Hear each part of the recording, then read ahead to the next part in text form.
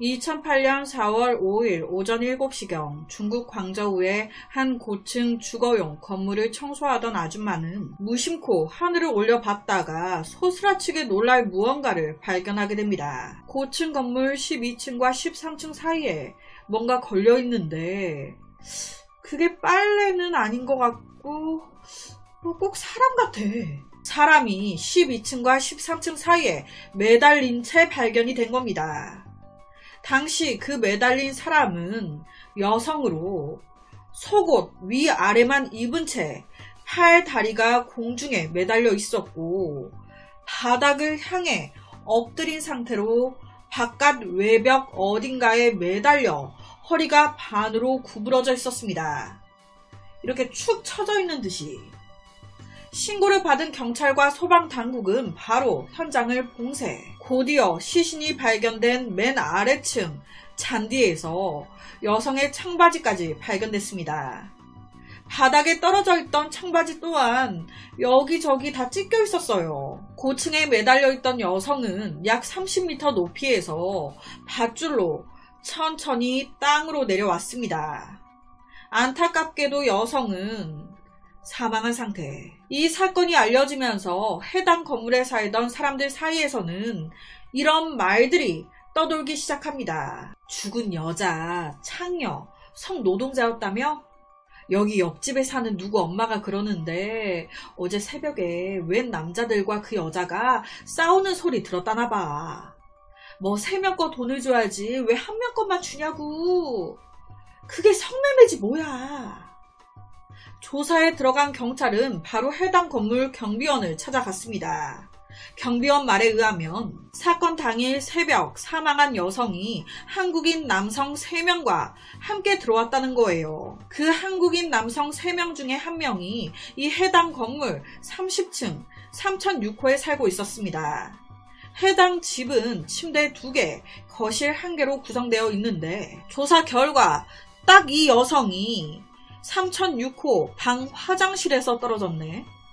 바로 한국인 3명 불렀고 그 3006호 수색에 들어갔습니다. 사건이 발생한 3006호는요 모든 것이 정돈되어 있었습니다. 사망한 여성의 핸드백과 청 자켓도 거기서 발견됐어요. 가지런히 놓여 있었습니다. 집 안에 싸운 흔적은요 전혀 없었어요. 추락사고가 발생한 화장실 그 변기에 발자국 2개가 있었는데 그것도 확인 결과 고인의 발자국이었습니다. 그 외 화장실 안에 모든 지문 감식 들어갔는데 고인의 지문만 발견됐어요. 그리고 창문 도난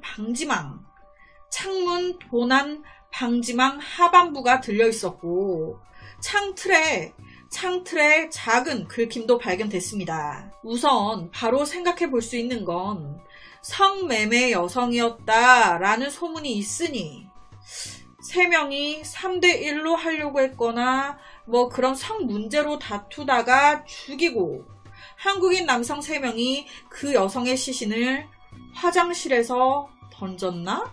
그래서 시신 부검에 들어갔어요. 하지만 성폭행 흔적은 발견되지 않았습니다. 여성은요 다발성 철과상, 골절 흔적이 있었고 높은 곳에서 추락한 그 심한 충격으로 내장이 손상돼 숨진 걸로 확인됐습니다.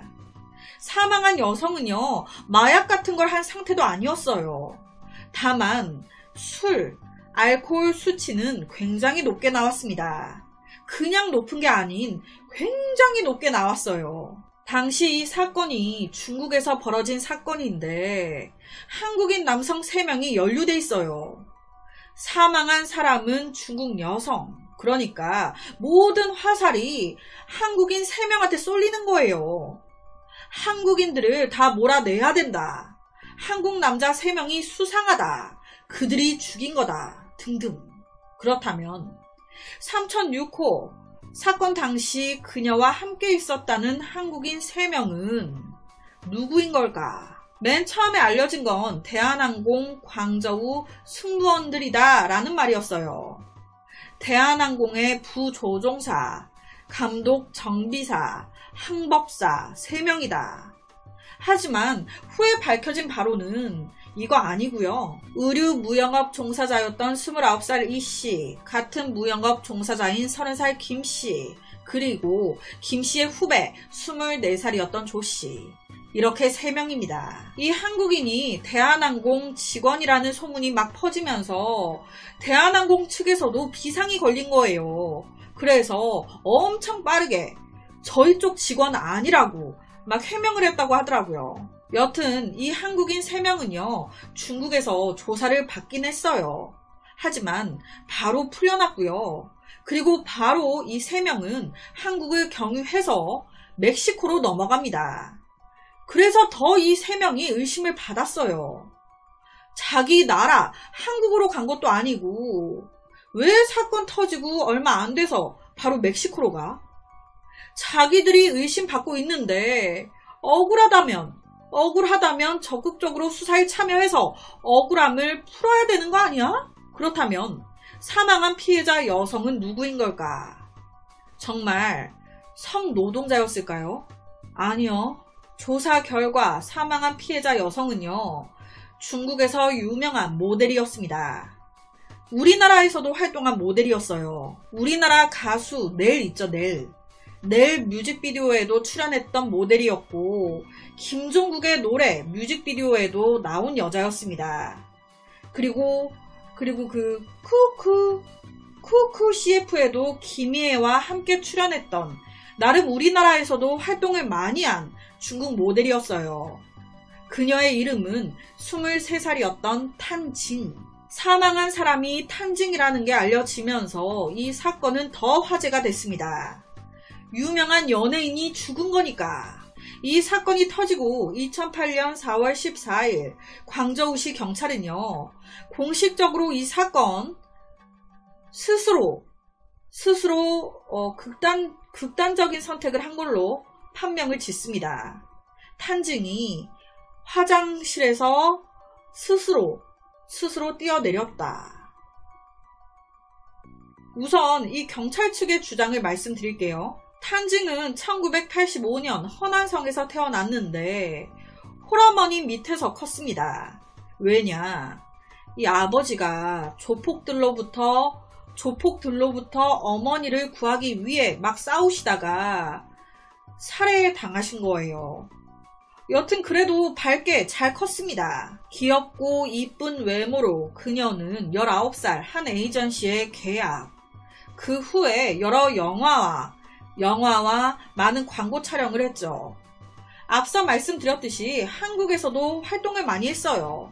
하지만 그게 경력에는 많은 도움은 안 됐다고 하더라고요. 그래서 다시 2006년 여름에 중국으로 돌아왔는데, 원래 우리나라도 그렇죠.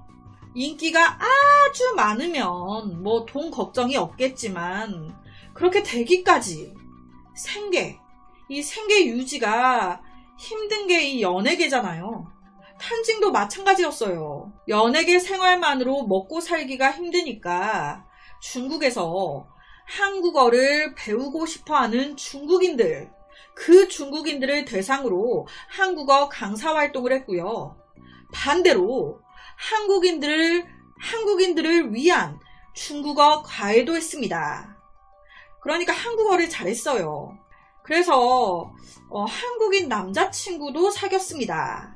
그런데 이 한국인 남자친구가 쓰레기야.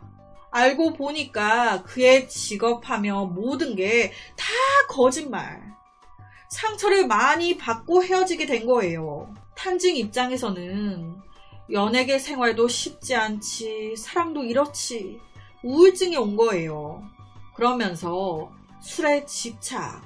한번 마시면 끝을 보기 시작했고, 그 술을 마시면 감정이 더 격해져서 이전에 몇 번이고 극단적인 시도를 했었다는 거예요. 이걸로 봤을 때 그날도 똑같이 술을 많이 마신 탄징이 감정이 격해졌고 화장실에서 스스로 뛰어내린 것 같다라고 사건을 종결시킨 겁니다. 이 말에요, 탄징의 가족들, 친구들 다 들고 일어났습니다.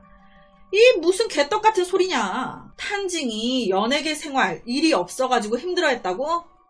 막 세계약 체결해가지고 다수의 광고 및 드라마 촬영이 예정돼 있었습니다. 이 무슨 소리 하는 거예요? 그런 애가 무슨 일이 없어서 우울해졌다는 겁니까? 바로 전날까지도 웃으면서 얘기하고 놀던 애입니다. 우울증 증상 전혀 없었다. 하지만 경찰이 그렇게 종결을 지어버렸으니 한국인 3명은 무죄. 그냥 이렇게 끝난 거예요. 와, 이게 맞는 걸까요? 스스로 그런 선택을 했다고 하기에는 이상한 점이 한두 가지가 아닙니다. 우선 옆에 당시 그 화장실 창문이요. 지금 보시면 작아요. 이 창문에 도난 방지망도 있었단 말이에요. 탄징처럼 약한 여성이 당시에 술까지 취해 있었는데 어떻게 도난 방지망을 뚫고 이 작은 창문을 넘어 뛰어내릴 수가 있었을까? 낑낑대면서 했을 것 같은데. 탄징의 키는요 166에 몸무게 47kg이었어요. 경찰은 탄징 날씬하니까 이 정도의 작은 창문쯤은 들어갈 수 있고 도난 방지망 그것도 그냥 접착제로 붙여놓은 거라 힘 줘서 밀면 열립니다. 열려고 하면 창문으로 들어가려고 하면 할 수 있다 라는 거예요. 자, 그럼 그건 그렇다 쳐요. 그러면 왜 탄징은 속옷만 입은 채 매달려 있었을까? 왜 속옷만? 이 부분에 대해 경찰은요, 앞서 그랬잖아요. 1층 그 땅 잔디에 탄징의 청바지가 발견됐다고. 그 청바지에 벨트가 풀려져 있는 게 아닌 그대로 묶인 채 발견됐어요. 채워져 있는 채로. 그걸로 봤을 때 이 탄징이 떨어지면서 바지가 무언가에 걸려 쓱 벗겨진 것 같기도 하다. 높은 곳에서 떨어졌을 때 그때의 바지 모양과도 일치한다. 이렇게 주장을 한 거예요. 경찰은 부검했을 때 성폭행의 흔적도 없고 몸싸움의 흔적도 없다. 살인당했을, 타살당했을 가능성은 존재하지 않는다. 스스로 뛰어내린 거며 고로 한국인 3명은 무죄다. 땅땅땅. 그렇다면 사건 당일 이들에게는 무슨 일이 있었던 걸까? 이 한국인 3명의 진술에 의하면 2008년 4월 4일 그날은요, 탄징의 친구였던 한국인 모델 출신 여자친구, 그러니까 여자 사람 친구 정여인이 다음날 결혼 때문에 한국으로 돌아가야 했던 거예요. 그래서 그 전날인 4월 4일 송별회를 가지기로 한 겁니다. 다음날 새벽 3시까지 광저우 시내에서 술판이 벌어졌습니다. 그 자리에 있던 사람이 김씨, 이씨, 조씨, 한국인 남자 3명과 탄징, 그리고 탄징 친구, 결혼하는 정여인, 이렇게 5명. 분위기는 매우 좋았습니다. 이 첫 번째 술자리에서 탄징 너무 취한 거예요. 스스로 걷지도 못해. 그 상태에서 정여인 이런 말을 합니다. 아, 나 어차피 한국으로 돌아가니까 여기 짐도 다 정리해야 되는데 우리 집에 정리 안 한 물건이 너무 많아. 필요한 거 있으면 얘기해. 다 줄게. 우리 집으로 가자. 그래서 이 5명이 정여인의 집으로 또 간 거예요. 정여인 집에서 또 2차 술판이 벌어집니다. 와인을 또 한 잔씩. 그렇게 1시간 정도 지나 탄징과 남자 3명, 이렇게 총 4명이 정여인의 집을 나옵니다. 그때의 시간이 새벽 4시가 넘은 시간. 이미 첫 술자리 때부터 많이 취해 있었는데 2번째 자리까지 가지면서 더 취한 거예요. 남자 3명은요 물었습니다. 탄징, 집이 어디예요? 데려다 줄게요. 그런데 탄징이 너무 취해서 말을 안 해. 횡설수설. 그래서 어쩔 수 없이 이들은요, 이 남자 3명 중에 1명이 살고 있는 그 문제의 아파트로 탄징을 데려갔다는 겁니다. 당시 그 아파트에는요 CCTV가 있었어요. 이 4명이 30층 엘리베이터에서 내린 시간은 새벽 5시 26분경. 영상만 봐도 탄징이 많이 취해 있는 듯 보였다고. 뭐 CCTV 영상이 공개된 건 아니에요. 그냥 경찰 말로는 그래요. CCTV 속에 탄징 많이 취해 있는 듯 보였다. 하지만 집 안은 CCTV가 없죠. 3명 말로는 집 안에 딱 들어가자마자 탄징이 덥다면서 옷을 막 벗기 시작하더라는 거예요. 아, 더워. 신발 벗고 자켓 벗고 티셔츠 벗고 민소매 나시만 하나 걸치고 있었다고. 바지 입고. 그 상태에서 남자 3명에 탄징 1명, 4명이서 놀았다는 거예요. 그러다가 한 남자는 의자에서 쉬고 또 다른 한 명은 소파에 기대서 쉬고 또 한 명은 배가 고파서 부엌에서 밥을 좀 먹었는데 그 사이에 탄징이 전화가 와서 화장실로 가더라는 거예요. 거기서 전화로 누군가와 막 싸우기 시작하는데 뭐라고 싸우는지는 자기들도 술에 많이 취하기도 했었고 당시 탄징이 중국어를 막 섞어 말하다가 갑자기 한국어를 말하다가 갑자기 또 영어도 말하고 막 이런 식으로 섞어 말했다는 거예요. 그래서 정확하게 무슨 대화를 한 건지 알 수가 없었다고. 이 말에 경찰은요, 탄징이 사건 발생 전 화장실에서 누군가와 통화를 했다라고 하니까 통화 기록 조회했습니다. 그런데 웬걸? 앞서 그랬잖아요.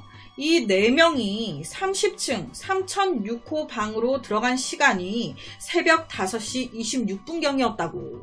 그리고 그 후 화장실에서 통화했다라고 진술했는데 통화 기록을 딱 보니까 뭐가 통화를 해. 탄징의 마지막 통화는요. 새벽 4시가 끝이었습니다. 즉 거짓말. 이 한국인 3명은 왜 거짓말을 했을까요? 이 부분에 대해서 3명은요. 그때 저희도 너무 취해 있어가지고 좀 시간이 좀 헷갈리는 것 같아요. 정확히 기억이 안 납니다. 여튼 화장실에서 소리 지르면서 통화하다가 갑자기 쾅쾅쾅 하는 이상한 소리가 났고 그 소리에 놀라 자기들이 화장실 문을 딱 열어보려고 했는데 안에서 잠겨 있었다. 그래서 키로 열고 들어갔는데 그때 화장실 안에는 아무도 없었고 창문과 도난 방지망이 열려 있었다. 너무 놀래서 혹시나 하는 마음에 1층으로 내려갔다. 그런데 아무것도 없었다. 우선 탄징이 사라진 지금 너무 당황해서 우리는 경찰에 신고를 했다. 그때의 시간이 새벽 6시 21분경. 경찰이 와서 같이 이곳저곳 탄징을 찾기 위해 수색했는데 아무리 찾아도 없더라. 이때 출동했던 경찰은요. 이 한국인 3명이 마약하고 헛소리하는 줄 알았대요. 사람이 화장실에서 사라졌습니다. 라는 식으로 말하는데 아무리 봐도 떨어져 있는 사람이 없으니까. 그러니까 위에 걸려 있었는데 이 하늘을 못 봤던 거죠. 그러다가 오전 7시경 청소 아주머니가 우연히 이 건물에 걸려있는 탄징을 발견했던 거예요. 처음에 경찰은요. 이 한국인 3명이 말을 맞출 수가 있잖아요. 그래서 각각 다 따로따로 진술을 받았었다고 해요. 그런데 진술이 다 똑같아. 그렇다면 정말 탄징은 스스로 뛰어내렸던 걸까요? 아니면 타살당한 걸까? 한국인 남성 3명은 화장실에서 탄징이 누군가와 통화하고 있었다고 진술했습니다. 하지만 조회 결과 이 진술은 맞지 않았죠. 정말 술 기운에 헷갈린 걸까요? 아니면 거짓말을 하는 걸까? 많은 사람들은요.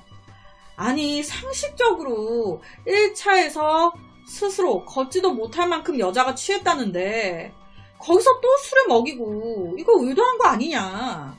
일부러 엄청 취하게 만들어서 자기 집으로 끌고 갔고 거기서 3명이 무슨 짓을 하려고 하니까 탄징이 도망을 화장실로 간 거죠.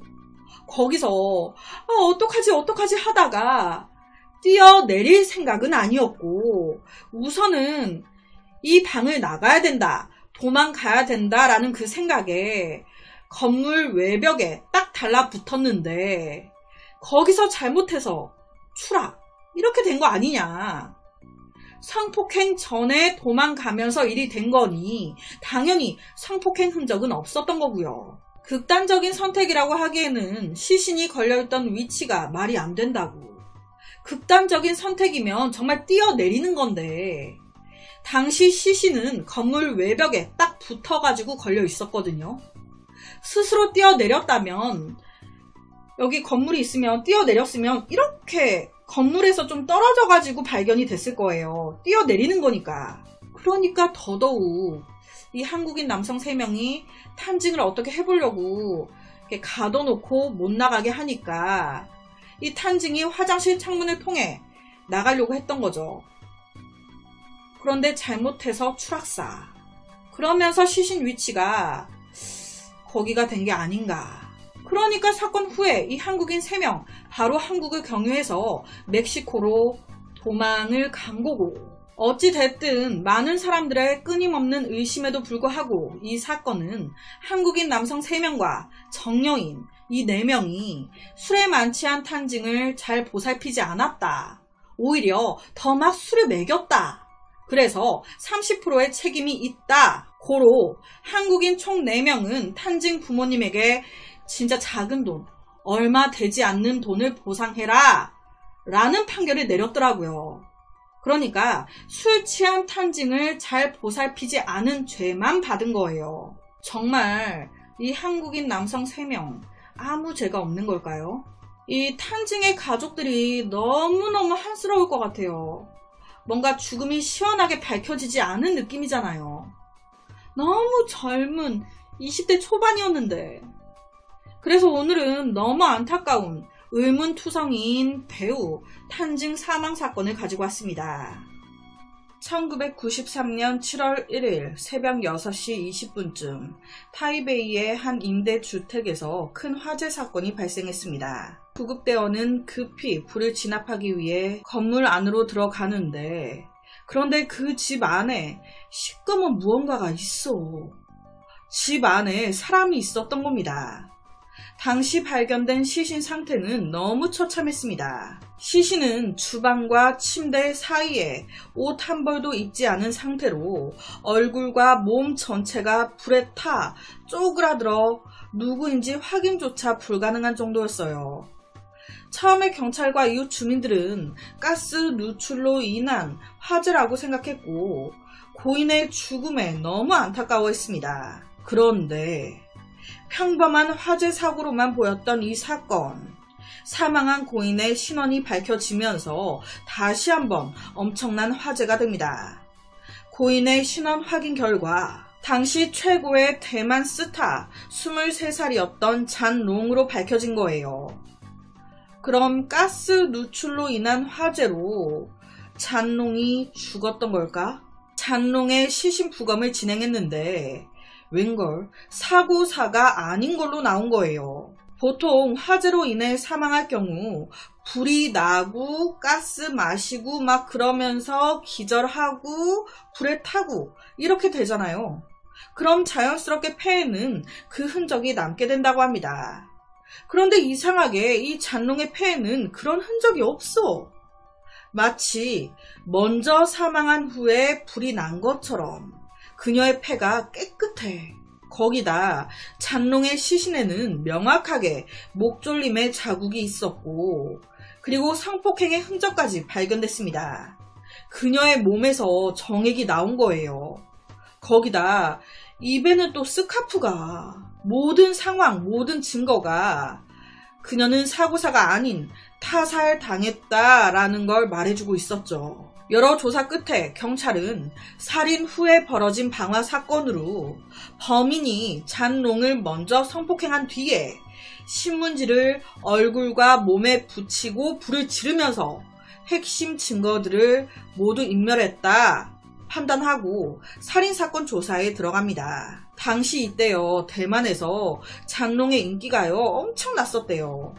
약간 요새 아이유 같은 그런 사람이 불에 타 살해당했으니 뉴스나 언론에 엄청 보도가 됐습니다. 사실 사건 당일날도요, 잔롱은 스케줄이 있었어요.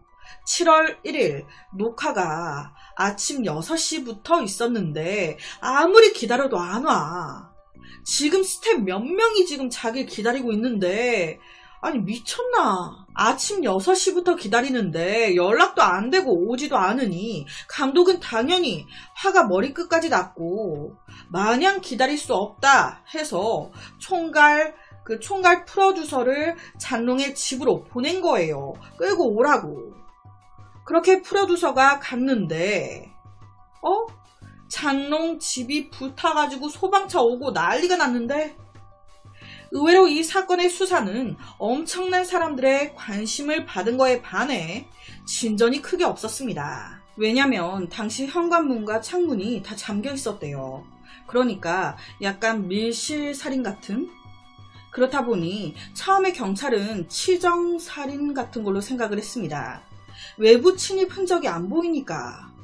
그런데 이 사건이 터진 후 한 6개월 정도 지났을 때 조사에 들어간 경찰은 강력한 용의자 한 명을 추리게 됩니다. 그 사람은 바로 차오아밍이라는 노숙자 남성. 앞서 그랬잖아요. 경찰이 치정살인으로 처음에 생각을 했다고. 그런데 왜 이 남자가 용의자에 올랐냐? 자기가 자백했거든요. 내가 죽였다고. 사실 이 차오아밍은요, 질이 굉장히 안 좋은 남자였어요. 잔롱뿐만이 아닌 어린 소녀를, 그것도 한 명도 아닌 여러 명을 죽인 그런 남자였습니다. 다른 사건으로 잡혀와서 조사를 받는데 잔롱도 자기가 죽였다면서 뜬금없이 자백을 한 거예요. 차오아밍 말에 의하면 그날 밤 자기가 술을 진탕 마셨다는 거예요. 술에 꼬른 상태로 자기가 돈이 떨어져서 없으니까 훔치려고 대상 집을 막 찾아다니는데 한 새벽 3시쯤? 저 집이 좋겠어. 그래서 그 집 뒷문으로 몰래 들어가 도둑질 하다가 집주인한테 딱 걸렸다는 거예요. 당연히 그 집주인은 잔롱. 너무 놀래서 우선 다급한 마음에 나무 막대기로 잔롱을 막 때려 의식을 잃게 만들었는데 잔롱, 유명 연예인, 이뻐. 그러니까 나쁜 마음 먹고 성폭행까지 한 후에 잔롱을 실크 스카프로 목을 졸라 죽인 다음 혹여나 잡힐까봐 잔롱 시신 위에 신문지 덮어가지고 거기에 불을 붙여 이제 방화를 저지르고 뒷문을 통해 현장에서 도망쳤다는 겁니다. 경찰은 이 자백과 더불어서 당시 사건 현장 집 이웃들을 탐문 수사하면서 이제 혹여나 사건 당일 이 차오아밍을 본 적이 있는지 묻고 다녔는데 와, 이웃 중에 한 명이 사건 당일 이 차오아밍을 봤대. 거기다가 성폭행 흔적, 이 잔롱 몸에도 남아 있었어요. 그 정액 DNA와 차오아밍 DNA 확인해 봤더니 일치. 그렇게 재판대에 오른 차오아밍. 그에게 내려진 처벌은 사형. 그런데 사형 선고가 딱 되니까 갑자기 차오아밍 말을 바꿉니다. 거짓 자백이었다고. 잔롱 내가 안 죽였다고. 뭐야, 네가 죽였다면서. 사실 이 차오아밍의 자백도 조금 이상한 것들이 있었어요. 말이 앞뒤가 안 맞아. 진술할 때마다 말들도 조금씩 다르고. 그래서 이때 경찰이 현장 검증을 실시한 거예요. 사건 현장 딱 가서 차오아밍한테 어떻게 들어왔고 어떻게 죽였는지 그대로 재현해봐라 했습니다. 그랬더니 이것이 문도 제대로 못 열고 집이 어디가 화장실이고 어디가 뭔지 위치도 제대로 모르는 거예요. 뭐야, 진짜 네가 죽인 거 맞아? 여러 가지로 좀 찜찜한 자백이긴 했습니다. 하지만 앞서 그랬죠. 이놈 잔롱뿐만이 아닌 어린 소녀들도 여러 명 죽인 놈이었어요. 정신감정 결과 정신적으로도 문제가 있는 남자였습니다. 그러니까 잔롱을 안 죽였다 해도 어차피 죽어야 되는 놈이야. 그대로 사형 유지됐고 집행까지 돼서 죽었습니다. 이놈이 저지른 다른 살인들도 되게 극악무도해요. 그건 제가 따로 준비해서 한번 다시 다루겠습니다. 그렇다면 잔롱은 누가 죽인 걸까? 여러 가지로 봤을 때 아무래도 이놈이 거짓 자백을 한 것 같은데 이놈은 왜 거짓 자백을 했던 걸까요? 자기가 하지도 않은 짓을. 검찰은요, 찜찜함에 다시 재조사에 들어갑니다. 그리고 충격적인 사실을 하나 알게 돼요. 경찰이 차오아밍이 범인 맞다면서 강력한 증거로 내밀었던 게 이 잔롱의 몸에서 나온 범인의 DNA와 차오아밍의 DNA 조사 결과 일치했다는 거였어요. 그런데 혹시나 싶어서 검찰이 다시 이거 DNA 검사를 해보니까 일치하긴 뭐가 일치해. 불일치로 나온 거예요. 아니, 안 맞다고 나왔는데 경찰은 왜 이게 일치한다고 했던 거지? 검찰은 다시 이 사건을 처음으로 돌려 수사하기 시작합니다. 사건 당일 전날 잔롱은요, 아무 일 없이 그냥 스케줄 끝나고 집에 들어왔어요. 누군가 같이 집에 들어갔다거나 동행인이 있었다거나 하진 않은 듯 보였습니다. 우선 경찰은 피해자의 핸드폰 통화 기록을 조사하기 시작했어요. 그런데 여기서 좀 놀라운 걸 발견하게 됩니다. 아니, 앞서 그랬잖아요. 잔롱, 당시 대만의 인기 스타였다고. 아이유급. 그래서 그랬던 걸까? 핸드폰을 보니까 고위 정치인들, 흔히 재벌들의 부자들, 이런 사람들과 통화한 거에다가 전화번호에다가 엄청 있는 거예요. 와, 설마 이런 사람들이 이 사건에 연관되어 있는 건 아니겠지? 혹시나 하는 마음에 검찰은요, 이 잔롱 핸드폰 연락처에 있던 약 50명의 남성을 추려 DNA 검사를 실시합니다. 그리고 여기서 범인이 딱 나와요. 50명 중에 1명 DNA가 범인의 DNA와 일치. 그 남자는 바로 안시종. 통화 기록이나 메시지로 봤을 때 잔롱의 남자친구로 보였습니다. 이 안시종은요, 한마디로 부자였어요. 유명한 정치인의 사업가 집안. 1995년 8월 검찰이 유전자 검사를 좀 해달라고 막 하니까 동의해서 안시종이 체 검사를 했던 거예요. 일치로 확인된 후에 검찰은 바로 안시종을 체포하기 위해 집에 쳐들어갔습니다. 그런데 와, 얘 어디 갔냐? 안시종이 체포 직전에 해외로 도망간 거예요. 왜 도망가? 진짜 딱 그 책 검사하고 바로 해외로 도주. 아, 너무너무 이상하죠. 혹시 남자친구였던 안시종이 그날 저녁 잔롱을 찾아왔고, 그리고 그 집 안에서 싸움이 났고, 그러면서 어찌하다 보니 열받아 잔롱을 죽였고, 에라이 모르겠다 싶어 도둑이 든 것처럼 꾸민 후에 증거인멸을 위해 불 지른 후 도망간 거 아니야? 그 후에 돈이 많으니까 노숙자 범죄자 하나 꼬셔가지고 네가 저질렀다고 해라, 이런 식으로 사형 안 받게 해줄게 샤바샤바 해서 차오아밍이 자백을 했는데 웬걸 사형 안 받게 해준다며. 사형이 딱 나와버리니까 이놈이 마음 바뀌어서 거짓 자백이었다고 말했던 거 아닌가? 그 후에도 검찰이 계속 수사를 진행하니까 자기한테 직접적으로 쪼여온다 싶으니 수사에 협조적인 척 하면서 바로 도망간 거 아니야? 딱딱딱 각이 나오죠. 하지만 이 사건은요, 아직까지도 미제 사건입니다. 안시종을 잡아서 신문조차 한 번도 안 했어요. 그냥 여기까지가 끝입니다. 안시종은 체 검사하고 해외로 도주한 이후에 지금까지 단 한 번도 대만에 오지 않았다고 해요. 사실상 그냥 이렇게 사건 종결된 거예요. 경찰, 검찰, 그 외 많은 법조인들, 안시종이 범인이라는 거 애초부터 알고 있었으면서 그가 돈이 많은 재벌이라 그냥 이렇게 어영부영 수사 접은 거 아닌가 실제 많은 대만 사람들도 이 사건에 대해서 같은 생각을 하고 있다고 하더라고요. 참 돈이 무섭고 사람이 무섭다, 그죠? 알게 모르게 우리나라도 이런 사건들, 비슷한 사건들이 있죠. 그래서 오늘은 누가 봐도 타살로 이상하게 죽었는데 25년이 훌쩍 넘은 지금까지도 그냥 이렇게 흐지부지 미제 사건으로 남아버린 당대 최고의 스타였던 잔롱의 살인사건을 가지고 왔습니다.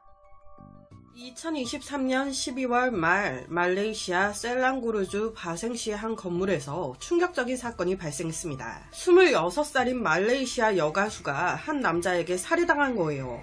그 나라의 가수가 살해를, 당연히 이 기사가 나오자마자 말레이시아 사람들은 모두 충격에 빠졌습니다. 여기서 더 사람들이 경악했던 건 이 범인의 정체였어요. 확인 결과 가해자는 44살 남자. 와, 그런데 이 새끼 보통 새끼가 아니야. 무려 2년 동안 피해자 쉬자링을 미치도록 쫓아다닌 스토커였던 게 확인됐습니다. 좋다고 사랑한다고 쫓아다녔던 스토커가 그렇게 좋다던 사랑한다던 그녀를 죽인 건데, 이 스토킹을 당하는 피해자는 진짜 돌아버린다고 해요. 왜? 아무리 말하고 달래보고 경찰에 신고를 해봐도 도무지 멈추질 않으니까. 이 시자링 또한 마찬가지였어요. 2년 동안 어딜 가든 졸졸 쫓아다니니까 그녀는 의도적으로 이 남자를 피했고 거절했습니다. 그런데도 계속 연락하고 따라 붙으니까 사건이 일어나기 며칠 전 안되겠다 생각한 시자링이 전과 다르게 거절 방식을 바꾼 거예요. 아, 그래요. 우리 내일 같이 밥 먹어요. 어느 정도 이 스토커가 원하는 대로 살살 해주면서 달래보자. 시간은 12월 18일 점심. 평범해 보이는 점심 약속, 하지만 아주 위험한 놈과의 식사였어요. 12월 18일 오후 1시 20분쯤으로 추정됩니다. 시자링과 스토커 남자가 같이 식당으로 들어와 밥을 먹습니다. 식사를 마친 후 두 사람은 함께 식당을 나와 차를 가지러 갔죠. 아무 일 없었어요. 밥 잘 먹고 나와가지고 갑자기 이 남자가 돌변. 길거리 한복판에서 가방에서 칼을 꺼내 시자링을 찌른 겁니다. 밥 잘 먹고 나와가지고 이게 무슨 일입니까? 이때 그는요, 시자링을 무려 8번이나 찔렀습니다. 그러니까 난도질한 거예요. 그 후에 피 흘리며 쓰러진 그녀를 자기 차에 태웁니다. 사랑한다며, 너 없으면 안 된다며. 그 여자가 지금 칼에 찔려 생사를 오락가락 하는 게 딱 보이는데도 이 새끼는 병원이 아닌 자기 집으로 갑니다. 그리고 자기 집에 차를 주차하고 약간 또라이 짓을 해요. 경찰이 얘기하기로는 약간 정신적인 문제가 있는 놈 같다고. 하긴 그러니까 2년 동안이나 스토킹하고 끝내 이런 짓까지 한 거겠죠. 정상이면 이런 짓 하겠습니까? 여튼 이놈은요, 자기 집에 차를 주차하고 느닷없이 자기가 찔러서 이렇게 만들어 놓고 누가 이렇게 만든 거냐고 하면서 일어나라고 하면서 막 울면서 의식 없이 쓰러진 그녀를 막 흔들어 깨워요. 미친놈이에요. 일어나겠습니까? 안타깝게도 이때 시자링은요, 너무 많은 피를 흘려 사망한 상태였어요. 아무리 흔들어 깨워도 안 일어나니 죽었다는 걸 깨달은 이놈은요, 그 자리에서 시자링을 해친 범행 무기를 다시 들고 스스로 극단적인 선택을 했습니다. 이 사건이 대낮 점심때 일어났대요. 이 미친 살인마가 이 짓 했을 때 그 현장을 지나간 사람 최소 4명 그 이상이 됐었다고 합니다. 하지만 모두 전혀 이런 일이 일어난지 몰랐다는 거예요.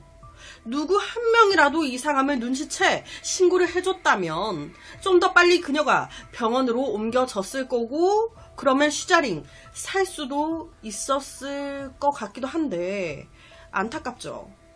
더 대박인 게 이 새끼가 차 가지러 나와가지고 갑자기 그녀를 공격했어요. 그리곤 쓰러진 그녀를 자기 차에 옮겼단 말이에요. 그걸 한 목격자가 핸드폰으로 다 찍어놨네. 아니, 이거 찍을 시간에 신고를 해줬으면. 이 남자가 촬영한 영상에는요, 어딜 어떻게 찔렀는지, 찌른 후에 차에 어떻게 태웠는지 다 찍혀 있었습니다. 제가 이걸 심의상 거의 안 가지고 왔어요.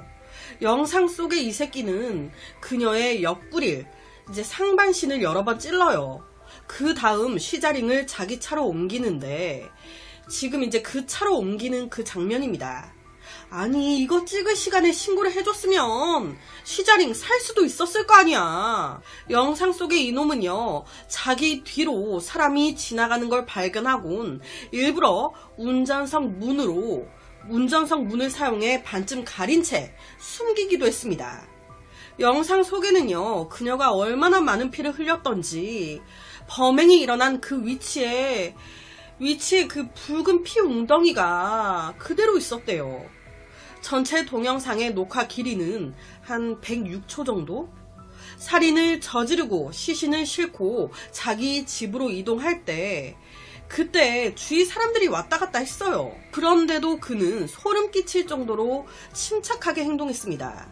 전혀 실수 없었고 당황한 기색 1도 없어. 마치 애초부터 전날 며칠 전부터 계획했던 사람처럼. 제가 앞서 이 영상 촬영한 사람 뭐야? 이거 찍을 시간에 신고를 했어야지.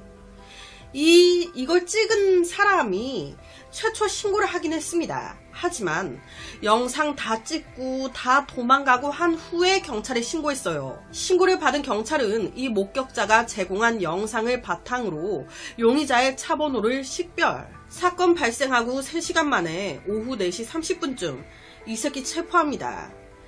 영상 덕분에 범인 잡는 게 더 빨리 된 거 아니냐 생각하실 수도 있는데 제 개인적으로는 차 번호를 빨리 적어두고 바로 경찰에 신고를 하던지 다른 핸드폰으로 또 동시에 신고를 했었어야 되지 않았나. 왜냐면 피해자가 과다출혈로 죽었어요. 시간이 지체되면서 피를 너무 흘렸단 말이에요. 조금이라도 빨리 지혈이 됐다면 살 수도 있지 않았을까라는 이런 안타까움이 있으니까. 여하튼 경찰이 이 피해자 쉬자링과 가해자 이 범인을 발견했을 때 둘은 모두 차 안에 있었습니다. 쉬자링의 온 몸은요 피로 다 덮여 있었고 그 옆에 44살이었던 남자 또한 움직임 없이 누워 있었어요. 자, 여기까지 들었을 때 이 새끼 이거 스토킹 대상이었던 그녀를 죽이고 자기도 죽겠다며 같이 죽었구나 싶죠? 아니요. 이 새끼 이거 경찰이 급히 구급차 부르고 치료받아서 살았습니다. 이런 거 보면 신은 없는 것 같아요. 신이 있다면 죄 없는 쉬자링이 기적적으로 살아나고 이 죄 지은 이놈이 죽어야 되는 거 아닙니까? 여튼 현장에서 범행 도구 칼 발견됩니다. 쉬자링의 시신 부검 결과 그녀는 가슴과 등 옆구리를 칼에 찔렸어요. 치명적인 자상은 가슴에서 심장까지 깊게 찔린 자상이었습니다. 여기서 화가 나는 건요. 이 새끼가 치료 어느 정도 받고 회복됐을 때 경찰 신문이 시작되는데 이때 이놈이 뭐라고 하냐면 자기 쉬자링 남자친구라고 진짜라고 우리 서로 사랑하는 사이인데 그날 싸우다가 어쩌다 보니 이렇게 됐다고. 이 44살 남자는요 전과 없었습니다. 도대체 이 남자는 왜 이딴 짓을 저지른 걸까? 가수 쉬자링은요 2023년 2월에 만나 교제를 시작한 남자친구가 있었어요. 둘은 만난 지 5개월 만인 7월 동거를 시작합니다. 너무 잘 맞았대요. 그렇다 보니 얼른 결혼도 하고 싶어. 쉬자링 나랑 결혼해 줄래? 앞서 이 새끼 자기가 남자친구라고 했어요. 개구라. 실제 이 남자친구와 친구들 그리고 가족들은요 이 사실을 듣고 너무 충격을 먹었습니다. 왜냐? 이 사건이 18일 날 벌어졌거든요. 바로 전날인 17일 이 쉬자링 남자친구와 웨딩 사진을 찍었습니다. 남자친구가 결혼해줄래 청혼해서 둘이 날까지 잡고 쉬자링 얼마 안 있으면 곧 결혼식을 올릴 새 신부였어요. 이 남자친구는요 진짜 주위 사람들이 보기 안쓰러울 정도로 진짜 내내 울었대요. 그리고 자신의 SNS에 2차례 글을 올렸는데 당신이 내 인생에 등장해 많은 감동을 준 건 행운이었어. 우리의 행복했던 순간을 생각만 해도 눈물이 나. 갑자기 내 세상이 무너졌어. 너무 보고 싶다. 하루하루 사는 게 매우 고통스러워. 사랑해. 정말 많이 보고 싶어. 우리 아직 같이 해야 할 일이 많은데 우리 서로 버리지 않기로 항상 함께하기로 약속했잖아. 제발 내 곁을 떠나지 마. 사랑하는 사람을 잃는 고통은 너무 힘들 것 같아요. 이 시자링의 남자친구는요, 이미 이 새끼의 존재를 알고 있었습니다. 남자친구는 경찰한테 저 새끼 시자링한테 많이 들었었다고, 저거 미친놈이라고. 이 남자친구 왈 18일날 스토커와 점심 약속이 있었어요. 그런데 18일날 이른 아침에 이놈이 시자링한테 문자를 보내온 거예요. 우리 좀 더 일찍 같이 만나 데이트하고 점심 먹고 저녁도 같이 먹자고. 아니, 누가 스토커와 내내 같이 있고 싶겠습니까? 그래서 핑계를 댄 거예요. 어쩌죠? 더 일찍은 힘들 것 같아요. 오늘 12시에 만나기로 했는데 그것도 오후 1시에 만나야 될 것 같은데. 그리고 그녀는 바로 오후 2시에 미용실 예약을 잡습니다. 왜냐, 같이 만나 밥 먹고 나서 자연스럽게 저 2시에 약속이 있는데, 이 핑계 삼아 헤어지려고 했던 거예요. 오래 같이 안 있으려고. 그리고 시자링이 이놈과 만나 밥을 먹을 때 이때 남자친구는 시자링에게 문자를 보냈습니다.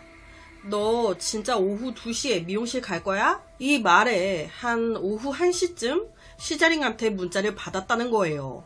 응, 갔다 오려고.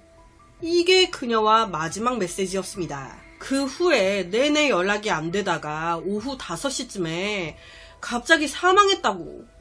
처음에 남자친구는요, 장난 전화인 줄 알았대요. 그래서 미용실 간다고 했었잖아요. 그 미용실을 찾아갔었다고 합니다. 하지만 안 왔죠? 못 왔죠? 그렇다면 궁금한 게, 밥 먹고 나와서 이런 일이 벌어졌어요. 그렇다면 식당에서의 둘 분위기는 어땠을까? 이 식당 직원은요, 이 둘 전혀 뭐 이상한 거 없었다는 거예요.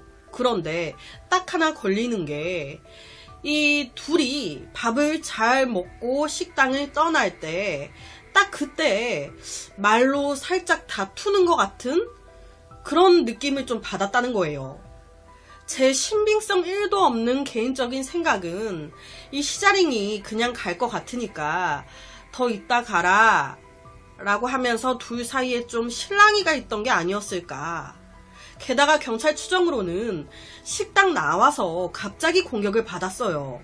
그 직후까지는 공격받고 직후까지 시자링 살아있었던 걸로 추정됩니다. 원래 아예 사망한 시신은 진짜 무겁대요. 쉽게 들 수가 없다고. 그런데 이때 그는 시신을 차에 옮기고 다 했죠. 아무래도 어느 정도의 의식이 있었기 때문에 그나마 쉽게 차에 싣고 이렇게 하는 게 다 가능했던 게 아닐까. 이 시자링이 세상을 떠나고 난 뒤에 이 여동생이 충격적인 고백을 하나 해요. 사실 시자링 한번 결혼을 해서 3살짜리 딸이 있었다고. 그걸 이 남자친구 알고 있었던 것 같더라고요. 이 부분은 정확히는 잘 모르겠어요.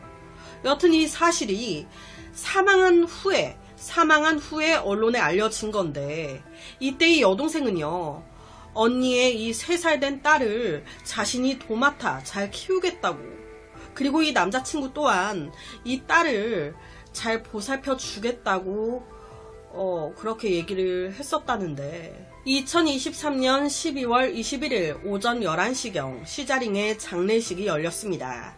정말 많은 지인들이 찾아왔었다고 해요. 그렇다면 그의 범행 동기는 무엇인가? 여기까지 들으셨을 때 범행 동기 뭐였을 것 같나요? 딱 드는 생각은 이 새끼 2년 동안 쫓아다닌 스토커예요. 그녀가 남자친구 생기고 결혼할 거라는 거 몰랐을까요? 그녀와 자기가 남자친구였다고 망상에 빠져 경찰한테까지 거짓말을 한 놈인데, 자기 딴에 시자링은 내 여자친구야. 그런데 내 여자친구가 딴 놈이 생겼네. 그 놈이랑 결혼한대. 이걸 참을 수가 없었던 거예요. 내가 못 가지면 아무도 널 못 가져. 이런 미친 심리로 일부러 약속을 잡았고, 집에서 나설 때부터 흉기 들고 나왔고, 계획하에 죽인 거예요. 나 말고 딴 놈 만나서 내가 네 남자친구인데 바람을 펴? 이상한 망상. 그렇다면 이 둘은 어떻게 알게 된 사이인 걸까요? 그냥 가수와 팬? 이 부분은 시자링의 실제 남자친구가 답을 해줬는데, 이 시자링은 잘 많이 알려지지 않은 가수였어요. 그만큼 일할 기회가 많지 않았습니다. 그러다가 한 공연을 이제 하게 됐는데, 그 공연장에 이 새끼가 스텝이었나? 무슨 그 공연 관계자였던 거예요. 그렇게 서로 안면을 트게 된 겁니다. 웃긴 게 둘이 대화를 많이 한 사이도 아니었고요. 연락을 막 많이 한 사이 전혀 아니었대요. 그런데 갑자기 막 연락하고 집착하고 쫓아다니기 시작했다는 거예요. 그러다가 아마추어니까 가수로서 일할 기회가 적잖아요. 이걸 딱 눈치채고 자기가 막 협찬 혹은 공연을 잡았다, 행사 잡았다 등등 공연을 잡아오는 거예요. 왜? 그걸 빌미로 그녀와 연락할 수 있으니까. 실제 남자친구는 이 둘 일 외에 사적인 건 전혀 없었다고 얘기했습니다.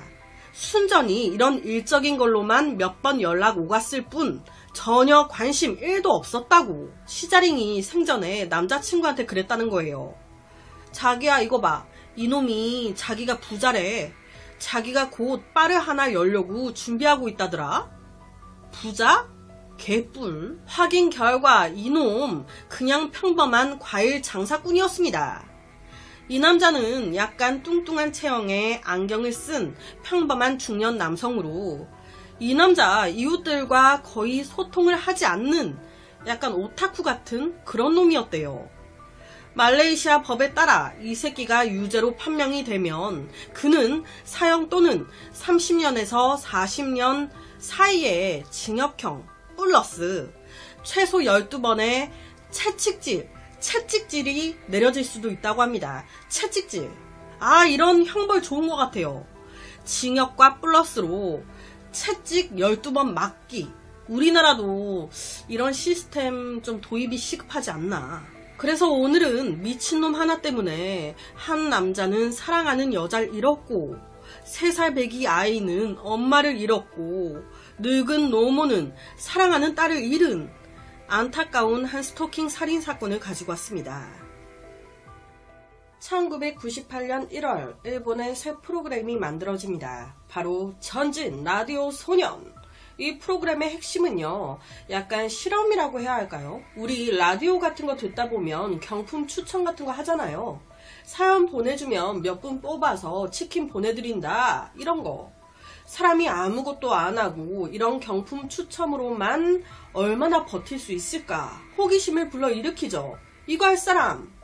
이 프로그램의 핵심을 듣고 관심이 생기기 시작한 많은 사람들이 지원을 했는데요. 하지만 다 할 수는 없는 노릇, 딱 한 명만 뽑는 거예요. 우선 제작진은 지원자들을 모두 한 곳에 모아놓고 캐스팅 절차를 시작하는데, 이때 PD는요, 이 프로그램의 규칙 같은 거나 여러 가지 상세하게 얘기해 주지 않습니다. 그냥 굉장히 녹화 시간이 길어질 수 있다, 이 정도? 프로그램의 주제가 운으로 사는 만큼 캐스팅도 마찬가지였어요. 참석자 전원 추첨으로 출연자를 결정합니다. 뽑기. 그 결과 행운의 주인공이 딱 나오는데 그게 누구? 23살이었던 하마츠 토모아키. 그는요, 갓 데뷔한 신인 개그맨이었어요. 신인이었다 보니 방송 출연 경험이 많이 없었고 뜨고 싶다는 열망이 가득한, 자신의 노출을 높일 수 있는 어떤 기회든 잡으려 했던 그에게 이 프로그램 출연 기회는 정말 흥분돼서 잠이 안 올 정도로 좋았어요.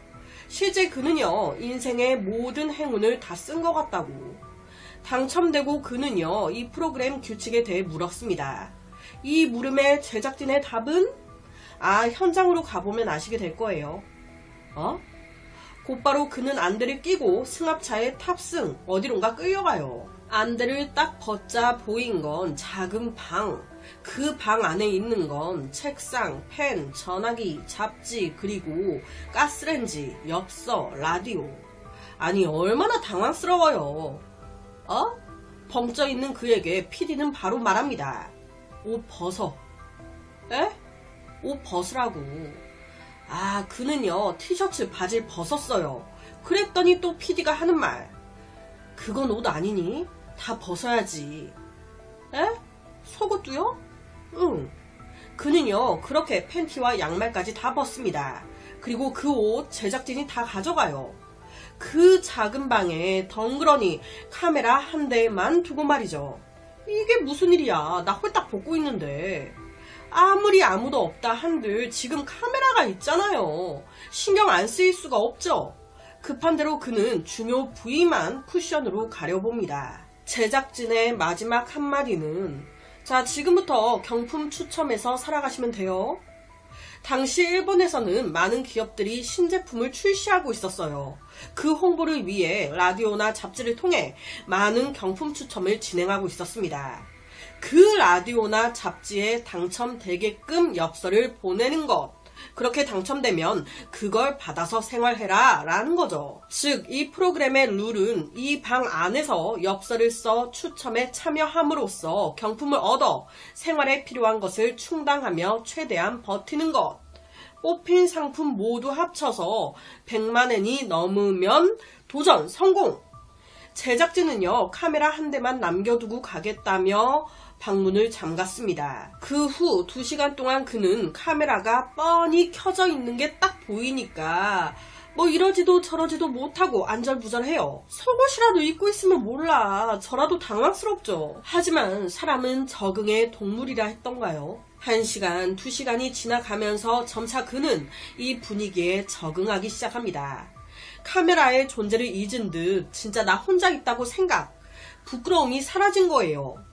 진짜 룰대로 잡지를 뒤져 정보를 수집한 후에 경품 추천 엽서를 쓰기 시작합니다. 이때부터 운으로 연명하는 생활이 시작된 거예요. 그는 매일 100장의 엽서를 써서 경품 추첨에 참여합니다. 그런데 문제는 매번 당첨되면 얼마나 좋아요. 하지만 1월에 아무것도 당첨되지 않아요. 잘못 걸린 전화 한 통이 끝. 곧 있으면 저번 주에 당첨돼서 받은 빵도 다 바닥날 판인데 이거 얼른 뭐라도 하나 걸려야 되는데 더 막 엽서를 써 보냅니다. 그 결과 다행히도 얼마 안 가 영양 젤리 총 12박스 당첨! 콩그레츄레이션! 또 얼마 후에는 5kg의 쌀 한 가마에 당첨! 와, 드디어 제대로 된 탄수화물을 먹게 되는 것인가. 막 흥분의 도가니가 되는데 와, 쌀이 딱 도착하니 알게 된 거예요. 이 집에 가스레인지, 불도 있고 물도 있는데 쌀을 해먹을 냄비가 없네. 요리할 방법이 없는 거예요. 밥이 있으면 뭐해, 해먹을 데가 없는데. 그래서 그는 급한 대로 생으로 먹거나 물에 타서 먹는데 이게 맛있겠습니까? 이렇게 먹을 바에 젤리 먹고 다른 걸 먹지. 하지만 사람은 생각의 동물이라고 하죠. 이대로는 안 된다. 잔머리 쓰기 시작한 거예요. 아까 그 젤리 케이스. 그 젤리 케이스에 밥과 물을 담고 가스레인지 옆에 둔 뒤에 불을 피워 열을 가합니다. 처음에 몇 번은 막 불 붙고 막 실패해요. 그런데 끝까지 버티면 성공하게 돼 있다니까요. 몇 시간 동안의 실험 끝에 마침내 그는 그 젤리 케이스에 밥을 만드는데 성공합니다. 그가 해낸 거예요. 한 달 만에 먹는 쌀, 그는 너무 신났어요. 그는 1월과 2월에 총 5,748장의 엽서를 보냈습니다. 와. 하지만 당첨된 상품이 너무 저렴했어요. 미션 클리어 기준이 100만엔인데 이거 언제 채워? 여기서 100만엔 하나로 쳐보니까 약 한 891만원 정도 나오더라고요. 890만원 정도를 경품만으로 어떻게 채우냐고 이 방송국 놈들아. 그렇다면 뭐 프로그램 룰은 알겠어요. 방영은 어떻게 진행됐던 걸까? 제작진은요, 정기적으로 일주일에 한두 번씩 방 안에 있는 카메라 테이프를 교체해주러 들어왔습니다. 이제 이걸 편집해서 주 1회 방영. 이거 그는 알고 있었을까요? 그는요, 아무것도 전혀 모르고 있었습니다. PD가 도모아키한테 미션 모두 끝나고 난 뒤에 편집 들어가고 그 후에 방영될 거라고 이렇게 말을 한 거예요.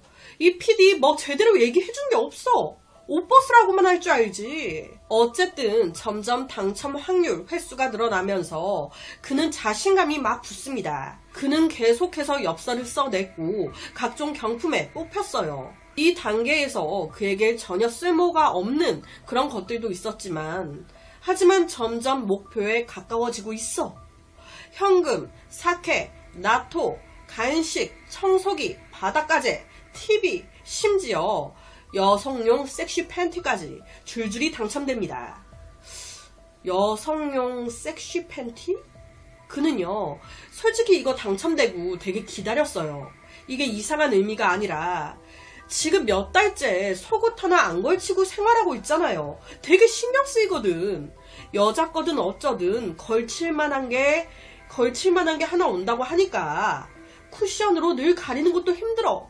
이거 입고 지내면 되겠다. 그런데 와, 도착해서 딱 열어보니까 그냥 여성 속옷이 아니었죠. 여성용 섹시 팬티. 아니, 이거 입어도 안 가려져. 이거 입으나 마나 아니야. 이거 입는다고 가려지겠습니까 이거? 4월에는 처음으로 칫솔 치약이 손에 들어옵니다. 그렇게 3개월 만에 처음으로 양치질을. 그는 쌀이 떨어지면 뽑은 간식이나 게 사료 이걸 막 먹으면서 끼니를 때웠습니다. 상품이 당첨돼 배달돼 올 때마다 그는 너무 흥분해하면서 바로 상품을 들고 카메라 앞에 보여줍니다. 그리곤 너무 좋은 거예요. 그러니까 막 춤을 춰요. 자, 여기서 짚고 넘어가야 될 게 이때까진 편집해서 나가는 거긴 한데 이 편집자는 다 보는 거 아니에요. 내 알몸을. 그는 시간이 더 지나가면서 좀 이상한 행동을 보이기 시작합니다. 벽을 보면서 혼잣말을. 왜냐면 지금 몇 달 동안 외부인과 접촉하거나 외부로 나간 게 전혀 없었잖아요. 이게 자신의 심리에 영향을 끼친 거예요. 예를 들어 한날 영화 포스터가 당첨돼서 날라왔어. 이때 너무 외롭고 그러니까 이 포스터를 보고 대화하는 거예요. 사람이 그리운 거죠. 그는 정기적으로 건강검진하러 오는 의사 혹은 경품 배달해주러 이제 배달기사들 오잖아요. 그럴 때 막 기회다 싶어가지고 막 말을 하는 거예요. 그리고 당첨됐다고 알려주려고 당첨 전화 왔을 때도 와, 사람이다. 제가요 오늘 뭐 했냐면요, 사람을 무슨 실험 쥐마냥 다룬 것 같은 프로그램인데 이게 주마다 방영이 됐단 말이죠. 일본인들의 반응은 어땠을까? 그야말로 폭발적이었습니다. 그가 이렇게 이상 행동을 보이면 보일수록 프로그램의 인기는 나날이 높아져 갔어요. 이 프로그램의 인기가 어느 정도였냐면 당시 뉴스까지 보도됐을 정도였대요. 자, 여기서 하나 의아한 점이 생기죠. 앞서 그랬잖아요. 제가 당첨으로 TV도 받았다고. 그거 봤으면 바로 자기 상황 알았을 것 같은데. 그쵸? TV를 제대로 볼 수 있었다면 바로 알았겠죠. 하지만 이 방송국 놈들이 그가 그렇게 알게 될까봐 TV 연결을 끊어버린 거예요. 못 보게끔. 그러니까 TV가 있어도 전혀 이 상황을 몰랐던 겁니다. 토모아키 본인은 아직 촬영 중인 거니까 방영이 안 되고 있는 줄 아는 상황인 거예요.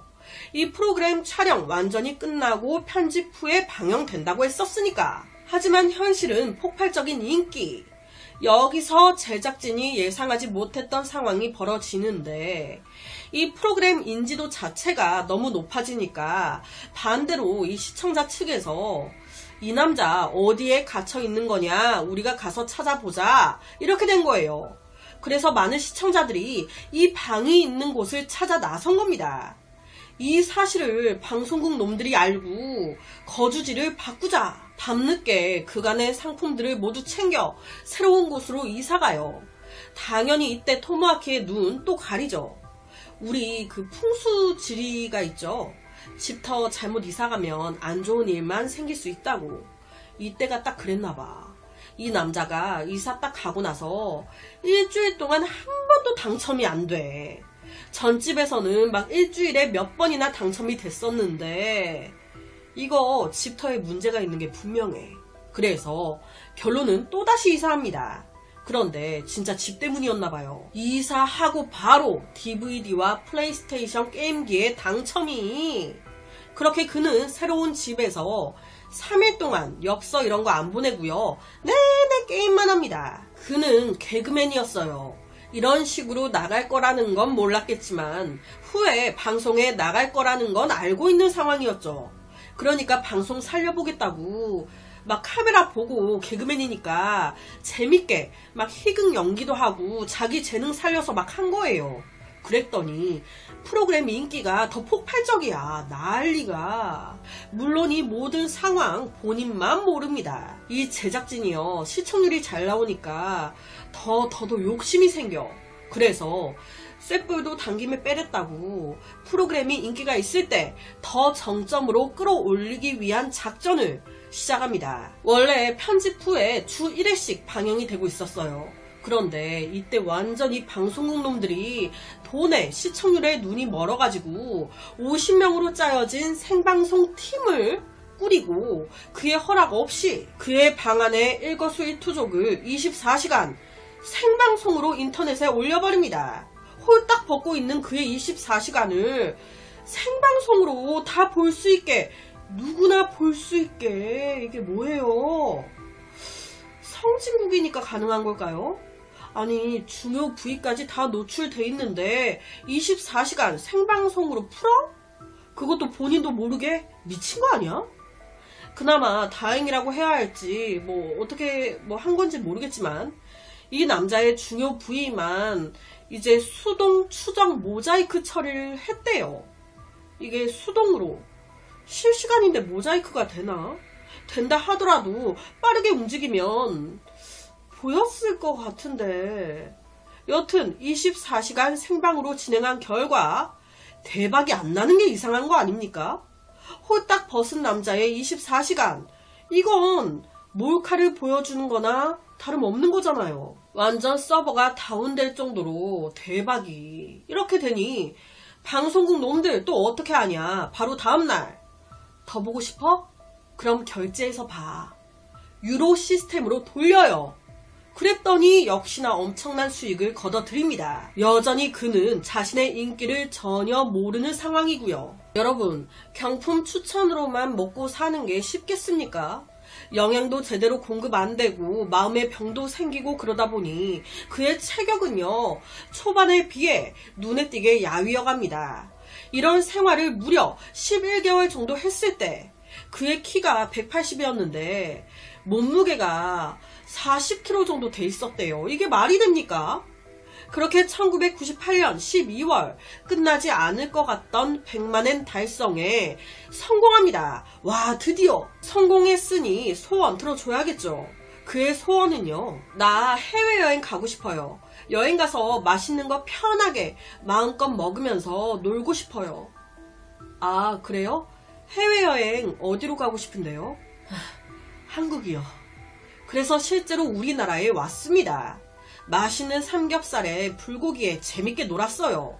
그렇게 마침내 모든 것이 끝났구나 싶었는데 한국에서 또다시 토마키 끌려옵니다. 어디로? 아, 뭔가 분위기가 낯익은데 작은 방으로. 한국에서 여행 중에 또 끌려온 거예요. 또다시 PD 입에서 나온 말은 옷 벗어. 에? 이 말에 그는요, 절망적인 표정을 보였습니다. 하지만 내 알바야? PD는 이거 특별 기획이라고. 전파소년의 현상생활 한국편. 이 프로그램이요, 일본 내에서 시청률 1위까지 올랐었대요. 그러니까 이 방송국 놈들 입장에서 그냥 이렇게 끝내기에 너무 아쉬웠던 거예요. 이게 돈 얼마짜리 프로그램인데. 그래서 제작진이 강제로 프로그램 수명을 연장시킨 거예요. 본인 의사는 물어보지도 않고. 그들은요, 그한테 이거 기획이라고, 그러니까 단기라고 얘기합니다. 그 전처럼 길게 안 한다고.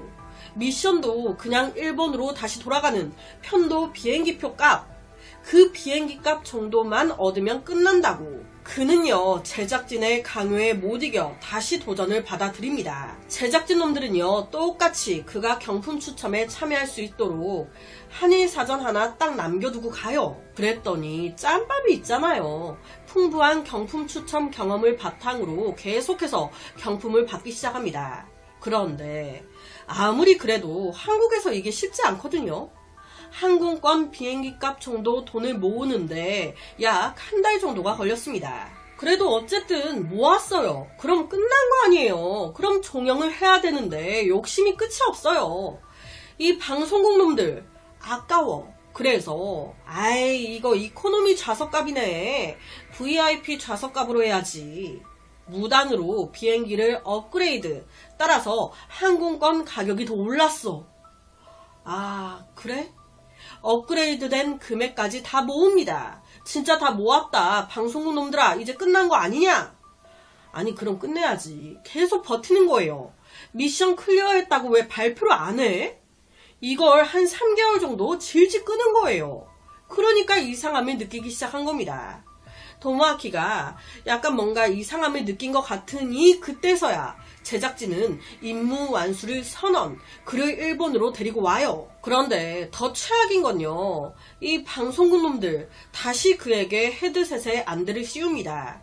그는 이번에야말로 정말 끝이라고 생각했어요. 하지만 다시 안대를 벗어보니 또 그 작은 방이야. 이거 뭐야 소우야 뭐야 왜 그래. 또 PD가 한다는 소리. 이건 또 하나의 특별 기획이야. 특별 기획을 몇 개나 하는 거야 이 새끼야. 내 의사는 안 물어봐? PD는요. 진짜 마지막이야. 늘 그랬듯이 옷 벗어. 이 말에 그는요. 이제 뭐 습관이야. 다 벗고 앉아 기다립니다. 어느 정도의 시간이 지났을까요? PD가 새로운 게임 규칙을 선포합니다. 라며 말을 하는데 그 순간 그는 30분 동안 완전히 벙쪘습니다. 뭐야? 갑자기 사방의 벽이 다 무너지더니 사람들이 엄청 많아. 다 날 보고 박수치고 있어. 나 홀딱 벗고 있는데 지금 이게 무슨 일이야? 알고 보니까 이 방이 아닌 거예요. 스튜디오에 작게 만들어진 방이야. 그가 들어오기 전에 이미 1000명의 관객들이 다 앉아서 그가 안대 쓰고 그 만들어진 방 안으로 들어가는 것부터 특별 기획이라고 하니까 막 절망하는 표정부터 다 보고 있었던 거예요. 내가 옷을 벗는 그 과정까지 다. 거기 1000명이 있었는데 직접 보고 있었던 거 아니야. 나 홀딱 벗고 있는데 모자이크도 안 됐을 거 아니야. 당시 방송은요 전국으로 생중계됐습니다. 이날 그 무대에서 그는 모든 걸 알게 됐어요. 실시간으로 자신의 모든 것이 방송되고 있었다는 걸. 일본 전역의 모든 사람들이 모두 자신을 알고 있다는 걸. 나 유명인이 됐다는 걸. 내 중요 부위까지 사람들이 다 봤다는 걸. 내 일거수일투족이 다 방영됐다는 걸. 이 사건은요 우리나라도 그렇고요 외국 방송에서 특집 보도가 됐습니다. 이게 무슨 일입니까? 동시에 기네스북까지 올랐대요. 뭐로? 경품 추첨으로 가장 오래 산 사람으로. 심지어 그를 모델로 한 게임도 발매가 됐다고 하는데 이 모든 방송이 끝난 후 유명해진 그는 이제 탄탄대로의 길만 걸을 거라고 생각했어요. 그래서 자기 회사도 차렸고요. 그가 15개월의 방송 기간 동안 작성했던 일기, 책으로 판매돼 일본에서 베스트셀러가 되기도 했습니다. 또한 연극배우가 되겠다며 가끔 드라마나 영화에도 등장을 했어요. 그런데 문제는 모든 사람들이 이 남자 얼굴만 봐도 자꾸 그 리얼리티 프로그램이 생각나. 작품에 집중이 안 돼. 모든 사람들이 그를 알 정도로 유명해졌지만 그 후 그의 삶은 순탄치 못했던 거예요. 너무 캐릭터가 강하게 박혀버린 거죠. 프로그램 제작진은 시청률을 위해 남의 사생활을 무단으로 전 세계에 공개했습니다. 아니 시청률 그 돈이 욕심 났으면 자기들 사생활을 공개하든가. 이건 개인의 의사에 매우 어긋나는 불법 아닙니까? 이런 형식의 리얼리티 쇼는 제지되어야 합니다. 이건 몰카죠.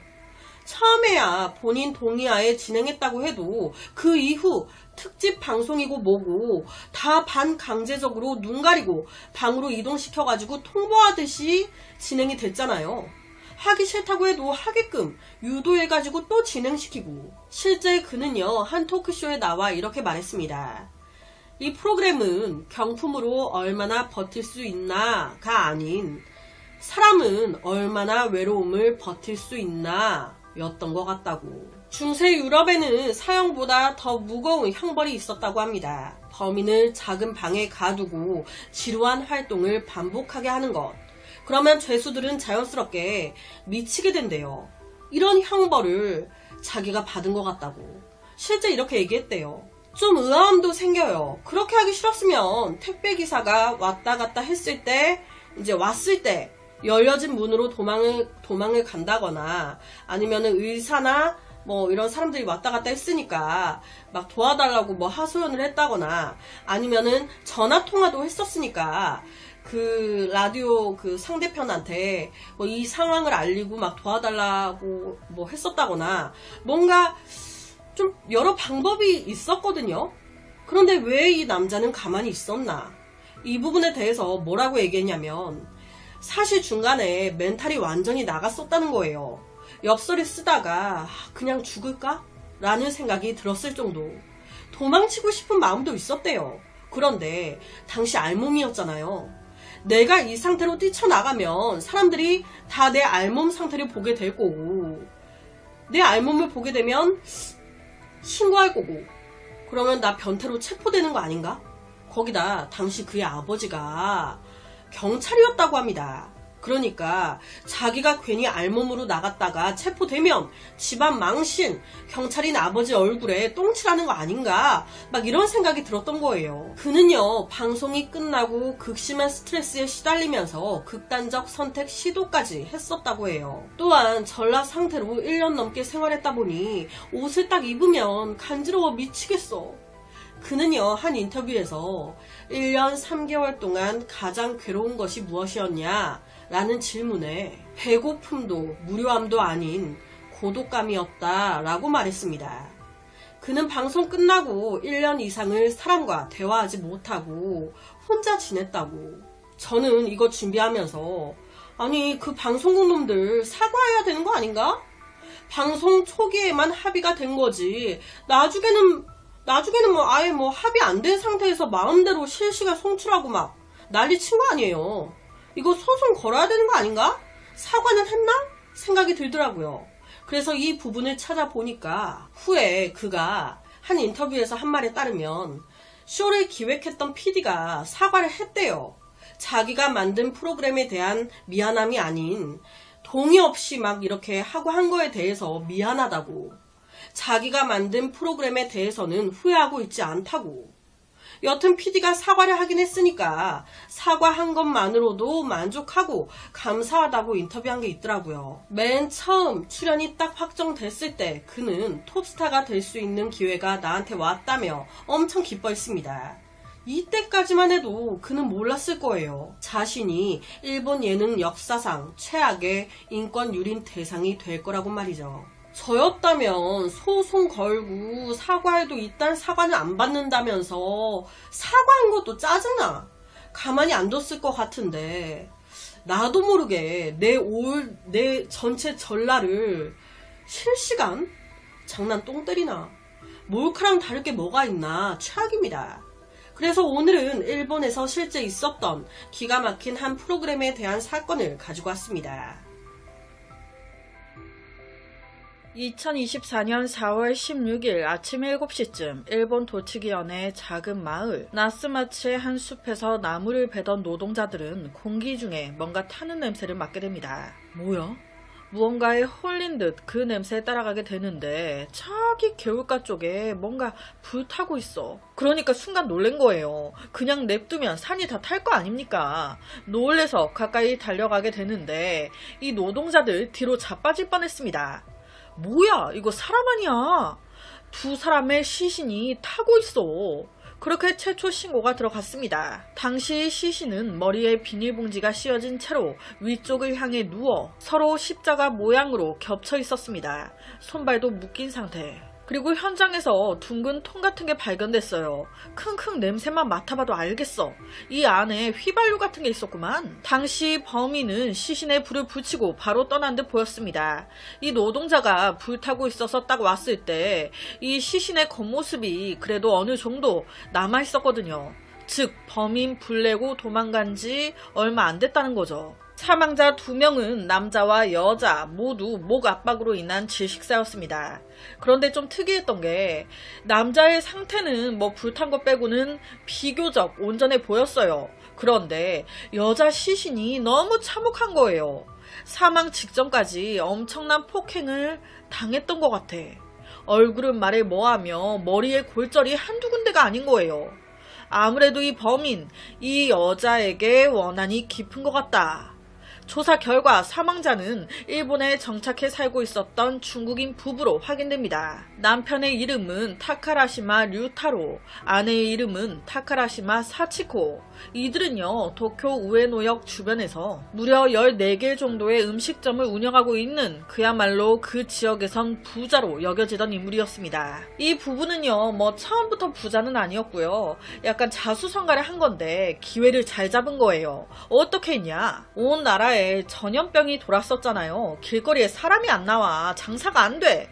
그러니까 이때 우리나라도 그렇고 온 세계의 자영업자들이 장사가 안 되니까 그렇게 가게를 싸게 내놓은 거예요. 2020년 일본 우에노 이쪽도 마찬가지였습니다. 경영난으로 잇따라 가게들이 폐업하면서 싸게 가게가 나온 거예요. 이때 이 부부가 한 가게를 싸게 사들인 겁니다. 그 후 싹 리모델링해서 고깃집을 만든 거예요. 참, 이 부부 이럴 걸 미리 예상했던 걸까요? 딱 이렇게 하고 얼마 안 돼서 전염병이 거의 뭐 감기처럼 나아졌네? 자연스럽게 이들의 고깃집 또한 호황을 누리기 시작. 그렇게 점차 사업을 늘리면서 결국 14개의 점포를 거느리는 거물이 된 겁니다. 돈이 많으면 적도 많아진다는데 그렇다면 혹시 부자인 이들을 시샘하던 누군가 돈 때문에, 시기 질투 때문에 죽인 걸까요? 경찰 측은 이들이 식당을 운영하던 우에노 거리의 다른 상가들 사장님들부터 이 부부가 운영하던 식당의 직원들까지 모두 탐문 수사를 시작했습니다. 그런데 사람들이 이 부부에 대해 하는 소리가 하나같이 안 좋은 거예요. 평이 안 좋다 못해 막 이 부부에 대해서 잘 죽었다면서 욕하는 사람도 있었대요. 이 부부와 함께 일하기 힘들었다. 여기서 이 부부와 사이좋은 사람 없을걸요? 하고 한 날 여기 여러 사람들과 싸우고 갈등이 있었다고. 즉 그만큼 이 부부에게 원한, 불만을 품고 있는 사람 또한 많았다는 것. 직원들은요, 사장님 부부 성격이 안 좋았다고 얘기했어요. 흔히 그런 거 있잖아요. 돈은, 월급은 쥐꼬리만큼 주면서 일은 엄청 과하게 시키려고 하는 악덕 사장. 딱 그런 느낌이었다는 거예요. 실제 이 부부가 운영하던 고깃집이나 이제 점포들에 CCTV가 되게 많았어요. 한 예를 들면 이 부부 하루한 날 이 CCTV 감시하는 게 일이 없다는 거예요. 항상 핸드폰으로 CCTV를 보면서 어떤 알바생이 조금 앉아 놀고 있는 것 같다, 쉬고 있는 것 같다, 그 꼴을 못 봐. 바로 가게로 달려와서 잔소리하는 거예요. 좀 더 정확히는 이 남편 류타로는 직원들이 아빠라고 부를 정도로 다정다감했대요. 그러니까 앞서 이런 불만적인 행동들 모두 아내 타카라시마 사치코의 행동, 남편이 아닌 아내가 너무 나대. 아내가 문제였다고, 싸가지 없고 직원에 대한 존중 전혀 없던 여자였다고. CCTV를 딱 봤는데 직원이 앉아 쉬고 있다 바로 달려가서 쌍욕하고 월급을 깎아버리는 거예요. 누가 여기서 일하고 싶겠습니까? 짜증나죠? 그러니까 직원이 허구한 날 교체가 되는 거예요. 구하면 뭐해? 금방 다 그만두니까 여기는 항상 직원을 구하고 있었다고. 여기서 특이한 점은요, 이들이 운영했던 14개의 가게들 직원만 해도 얼마나 많았겠어요. 그 직원들 중에 일본인 한 명도 없었대요. 모두 단기 관광 비자를 가진 외국인들이었습니다. 심지어 미립국자도 있었대요. 왜 이런 사람들을 썼을까? 그 이유는 딱 하나죠. 임금이 싸게 치니까 조금만 줘도 좋다고 다 하거든. 일자리가 하나라도 시급한 사람들이거든. 시키는 대로 군말 없이 일도 잘하고, 즉 하는 일에 비해 터무니없이 월급을 적게 주면서 노동력을 착취했었다는 거예요. 실제 사건 발생 며칠 전에 이 부부 가게에서 이제 일했었던 직원 한 명과 이 부부 말싸움이 벌어진 거예요. 막 괘씸해. 일개 직원인 네가 사장인 나한테 개겨? 그래서 이 부부는요, 네가 뭐가 이쁘다고 그만두는 판국에 월급을 다 주니? 그 직원 퇴사할 때 월급 다 깎아가지고 말도 안 되는 금액을 줘버립니다. 이거 안 빡치겠습니까? 그래서 이때 그 직원이 너네 진짜 가만 안 둔다고 두고 보라고 죽여버릴 거라고 둘 다 내가 죽이고 산산조각 내버릴 거라고 이런 말을 하고 가버렸다는 거예요. 그래서 경찰 이 직원 불렀어요. 야, 네가 죽인 거 아니야? 그런데 자긴 절대 아니라는 거예요. 그건 너무 화가 나서 어느 누가 그 상황에서 내내 하고 가겠냐고 욱해서 한 말일 뿐 자기는 먹고 살기 바빠 바로 새로운 일을 구했다는 거예요. 실제 조사 결과 그는 범죄를 저지를 시간이 없었습니다. 뒤이어 정확한 알리바이 확인까지. 그렇게 용의선상에서 제외되어 이 부부를 싫어하는 사람은 직원들뿐만이 아니었습니다. 주변 상인들. 한 예를 들면 그렇게 남의 손님을 뺏어가. 사람이 길거리 지나가면 우리 가게로 오세요. 우리 가게가 여기서 제일 나아. 이런 식으로 자꾸 손님들을 가로채 가니까 주변 가게가 장사가 안 되는 거예요. 참다 터진 주변 가게 사장들은요, 이 부부한테 한 소리 했습니다. 아니, 그렇게 해버리면 어떡합니까? 손님들이 알아서 선택해 들어오면 모를까? 그런 식으로 자꾸 채가면 우리는 어떡해요? 그 호객행위 좀 하지 마세요. 그랬더니 부부, 싫은데요? 이것 또한 저희 장사 방법이에요. 본인이 장사 못해서 손님이 안 오는 걸 왜 저희 탓을 하세요? 싫으시면 그쪽도 호객행위 하세요. 이 부부는 아니 장사를 하는 거지 무슨 기부를 하려고 있는 거야? 당연히 내 장사 내가 더 잘되게 하려고 노력하는 건데 뭐가 잘못됐다고 난리야? 자, 호객행위 뭐 그럴 수 있다 쳐요. 그런데 여기서 문제는 이 부부 한술 더 떠서 다른 가게에 험담을 그렇게 하기 시작했다는 거예요. 손님이 오잖아요? 그러면 저기 앞에 고깃집 제가 가보니까 하루 지난 고기 쓰더라고요. 저기 가지 마세요. 저희만큼 신선하게 하는 데 없어요. 이런 식으로 다른 가게를 깎아내리면서 자기 가게 퀄리티를 올리는 거예요. 그렇게 손님을 빼앗아가고 장사를 하는 겁니다. 이게 문제인 거예요. 이 밖에도 이 부부는요, 음식물 쓰레기 따로 버려야 되는데 그냥 일반 쓰레기에 막 섞어가지고 버려버리고 그럼 어떻게 되겠습니까? 환경미화원이 청소하기도 불편할 뿐만 아닌 길거리에 쓰레기 봉투가 쌓이니까 거기에 음식물이 있는데 바퀴벌레와 모기가 엄청 모이는 거예요. 거리 전체의 위생 수준이 막 떨어지는 겁니다. 이런 여러 가지 문제로 매번 주위 상인들과 이 부부 마찰이 생기는 거예요. 심할 경우 사장들 간의 몸싸움까지 벌어져서 경찰이 출동, 중재하는 일도 다반사였다고.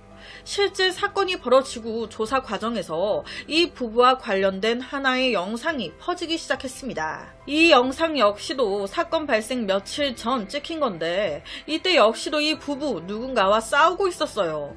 막 서로 욕을 하면서. 그렇다 보니 경찰은요, 이 영상 속 상대편 상인 플러스 주변 상인들을 용의선상에 올렸습니다. 그 결과 같은 거리에 한 초밥집 사장님이 심상치가 않아.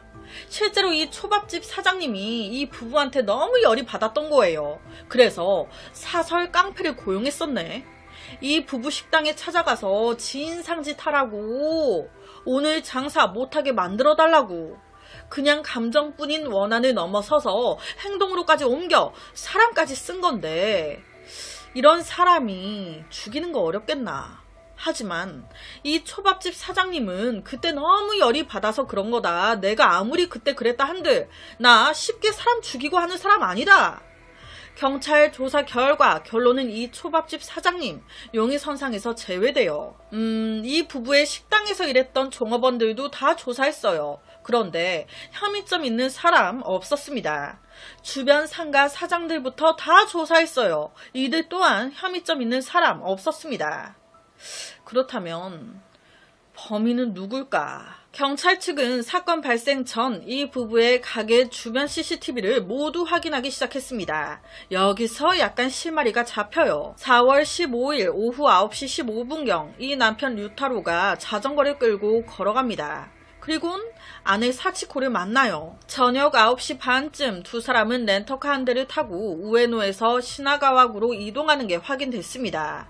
거기서 의문의 한 남자를 만나요. 그 후 그들은 모두 검은색 승용차에 함께 탑니다. 이들의 차는요, 저녁 11시 반경 시나가와구의 한 강가 쪽에 나타납니다. 이때 부부의 표정은 겁에 질리거나 전혀 그러지 않았고요. 남편은 덤덤한 얼굴로 차 옆에 서서 담배를 뻑뻑 피면서 의문의 남자와 매우 친해 보였어요. 그렇게 다음 날인 16일 새벽 4시쯤 화장터 근처에 또다시 검은 차가 나타났습니다. 요새 진짜 기술이 대단해요. 경찰은요, 안면 인식 기능을 통해 CCTV 속 미스테리한 남자의 신원을 금방 찾아냅니다. 그는 36살이었던 마에다 료라는 남자, 한 부동산 회사에서 일하는 남자였어요. 바로 불러 신문 시작했죠. 야, 네가 죽였지? 그랬더니 죽어도 자기는 아니라는 거예요. 자기가 원래 늘 이 부부의 가게 문제나 부동산 처리를 자주 도와주곤 했었다. 이때 역시 그랬다. 얼마 전에 갑자기 연락이 와서 시나가와구에 길거리 상가를 하나 사고 싶다고 하셔서 그래서 15일 그날 그 시간에 만나 상가를 보러 갔던 거다. 당시에 함께 상가를 구경하던 또 다른 손님이 있었다. 목적지에 도착한 후에 그 손님 때문인지 이 부부가 따로 둘러보겠다고 이제 해서 자기는 그 다른 손님을 데리고 돌아다녔다. 시간이 좀 지나 이제 돌아가야 되니까 이 부부에게 다시 연락을 했는데 아무리 전화해도 두 분 다 안 받더라. 그래서 나는 이 부부가 일이 생겨가지고 그냥 말도 없이 가버렸나 보네 라고 생각해 자기도 그냥 다른 손님만 태우고 돌아갔다는 거예요. 이 말에 경찰은요, 이들이 당시 둘러보기로 했었다는 상가 시나가와구 거리를 전부 탐문 수색합니다. 그 결과 한 빈 차고에서 핏자국을 발견해요. DNA 검사한 결과 딱 이 부부 거네. 즉 이 빈 차고에서 첫 번째로 누군가에게 공격을 당했다는 건데, 그런데 다시 생각을 해보면 이 살인범은 이 부부가 여기 올 걸 미리 알고 있었나? 여기 잠복해 있다가 공격한 것 같기도 한데, 아님 우연히 마주쳐서 죽였다? 당시에 부부가 둘이 움직였어요. 우연히 만나서 범행을 했다기에는, 그러면 보통은 여자 한 명만 있거나 한 명만 있을 때 공격을 하지, 그냥 욱해서 우발적으로 공격할 때는 둘이 있는데 내가 지면 어떡해. 이건 좀 무리수가 있는 것 같은데. 경찰이 추정하기로는 이 범인 미리 그 빈 차고에 잠복해 있다가 이 부부가 그 차고에 들어서자마자 바로 공격을 시작한 걸로 보였습니다. 그 후 밤새 200km를 달려 깊은 산속으로 시신 옮겨 불태운 거 아닌가. 자, 우선 마에다 료는 자신의 알리바이를 나름 막 얘기했어요. 이 얘기를 들은 경찰은요, 너무 궁금해졌습니다. 당시 이들과 함께 부동산을 둘러봤다는 또 다른 미스테리한 고객.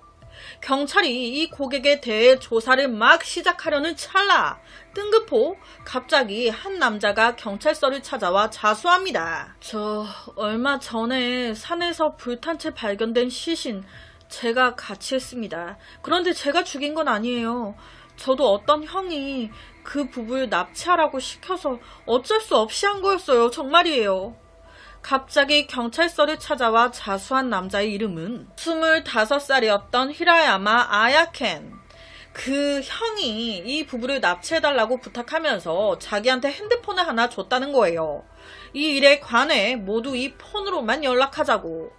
그래서 자기는 형이 시키는 대로 테이프라든지 휘발유 등 관련 물품들을 준비했고, 그 형이 자기한테 납치해달라고 부탁을 했잖아요. 그런데 납치를 어떻게 하라고. 그러니까 아야켄 이놈이 이제 납치 그 일을 아는 지인 2명한테 연계, 위탁, 부탁을 했다는 거예요. 15일 밤 그는 검은색 승용차를 끌고 미리 약속된 편의점으로 이동. 2명의 납치범들에게 그 검은 차와 납치 도구를 전달. 그러고 나서 자기는 택시를 타고 그냥 돌아갔다고. 그래서 그 후 발생한 일에 대해선 아무것도 모른다는 거예요. 그렇게 멍하니 있다가 TV를 딱 봤는데 산속에서 이 부부가 불타 죽었다고. 그걸 딱 보는 그 순간 손발이 달달 떨렸다는 거예요. 그래서 그 2명의 납치범과 아는 형에게 전화를 했는데 아무도 전화를 안 받아. 그래서 혼자 자수하기로 결정 이렇게 왔다는 거예요. 아야케는요, 이 부부 전혀 모르는 사이라고 얘기했습니다. 그럼 사건 현장인 빈 차고라든지 산은 한 번도 가본 적이 없다는 거예요. 자기가 한 행동은 아는 형이 지시하는 대로만 했을 뿐이라고. 그래서 경찰이 물었어요. 그럼 그 형이 줬다는 핸드폰 그거 달라. 그랬더니 자수하기 전에 이미 납치범들한테 차량이나 이제 도구 같은 거 전달하고 나서 바로 핸드폰을 형한테 돌려줬다는 겁니다. 자, 자수하러 온 놈이 이렇게 말해요. 그럼 경찰은 뭐라고 묻겠습니까? 그 아는 형, 납치하라고 시킨 그 형이 누군데?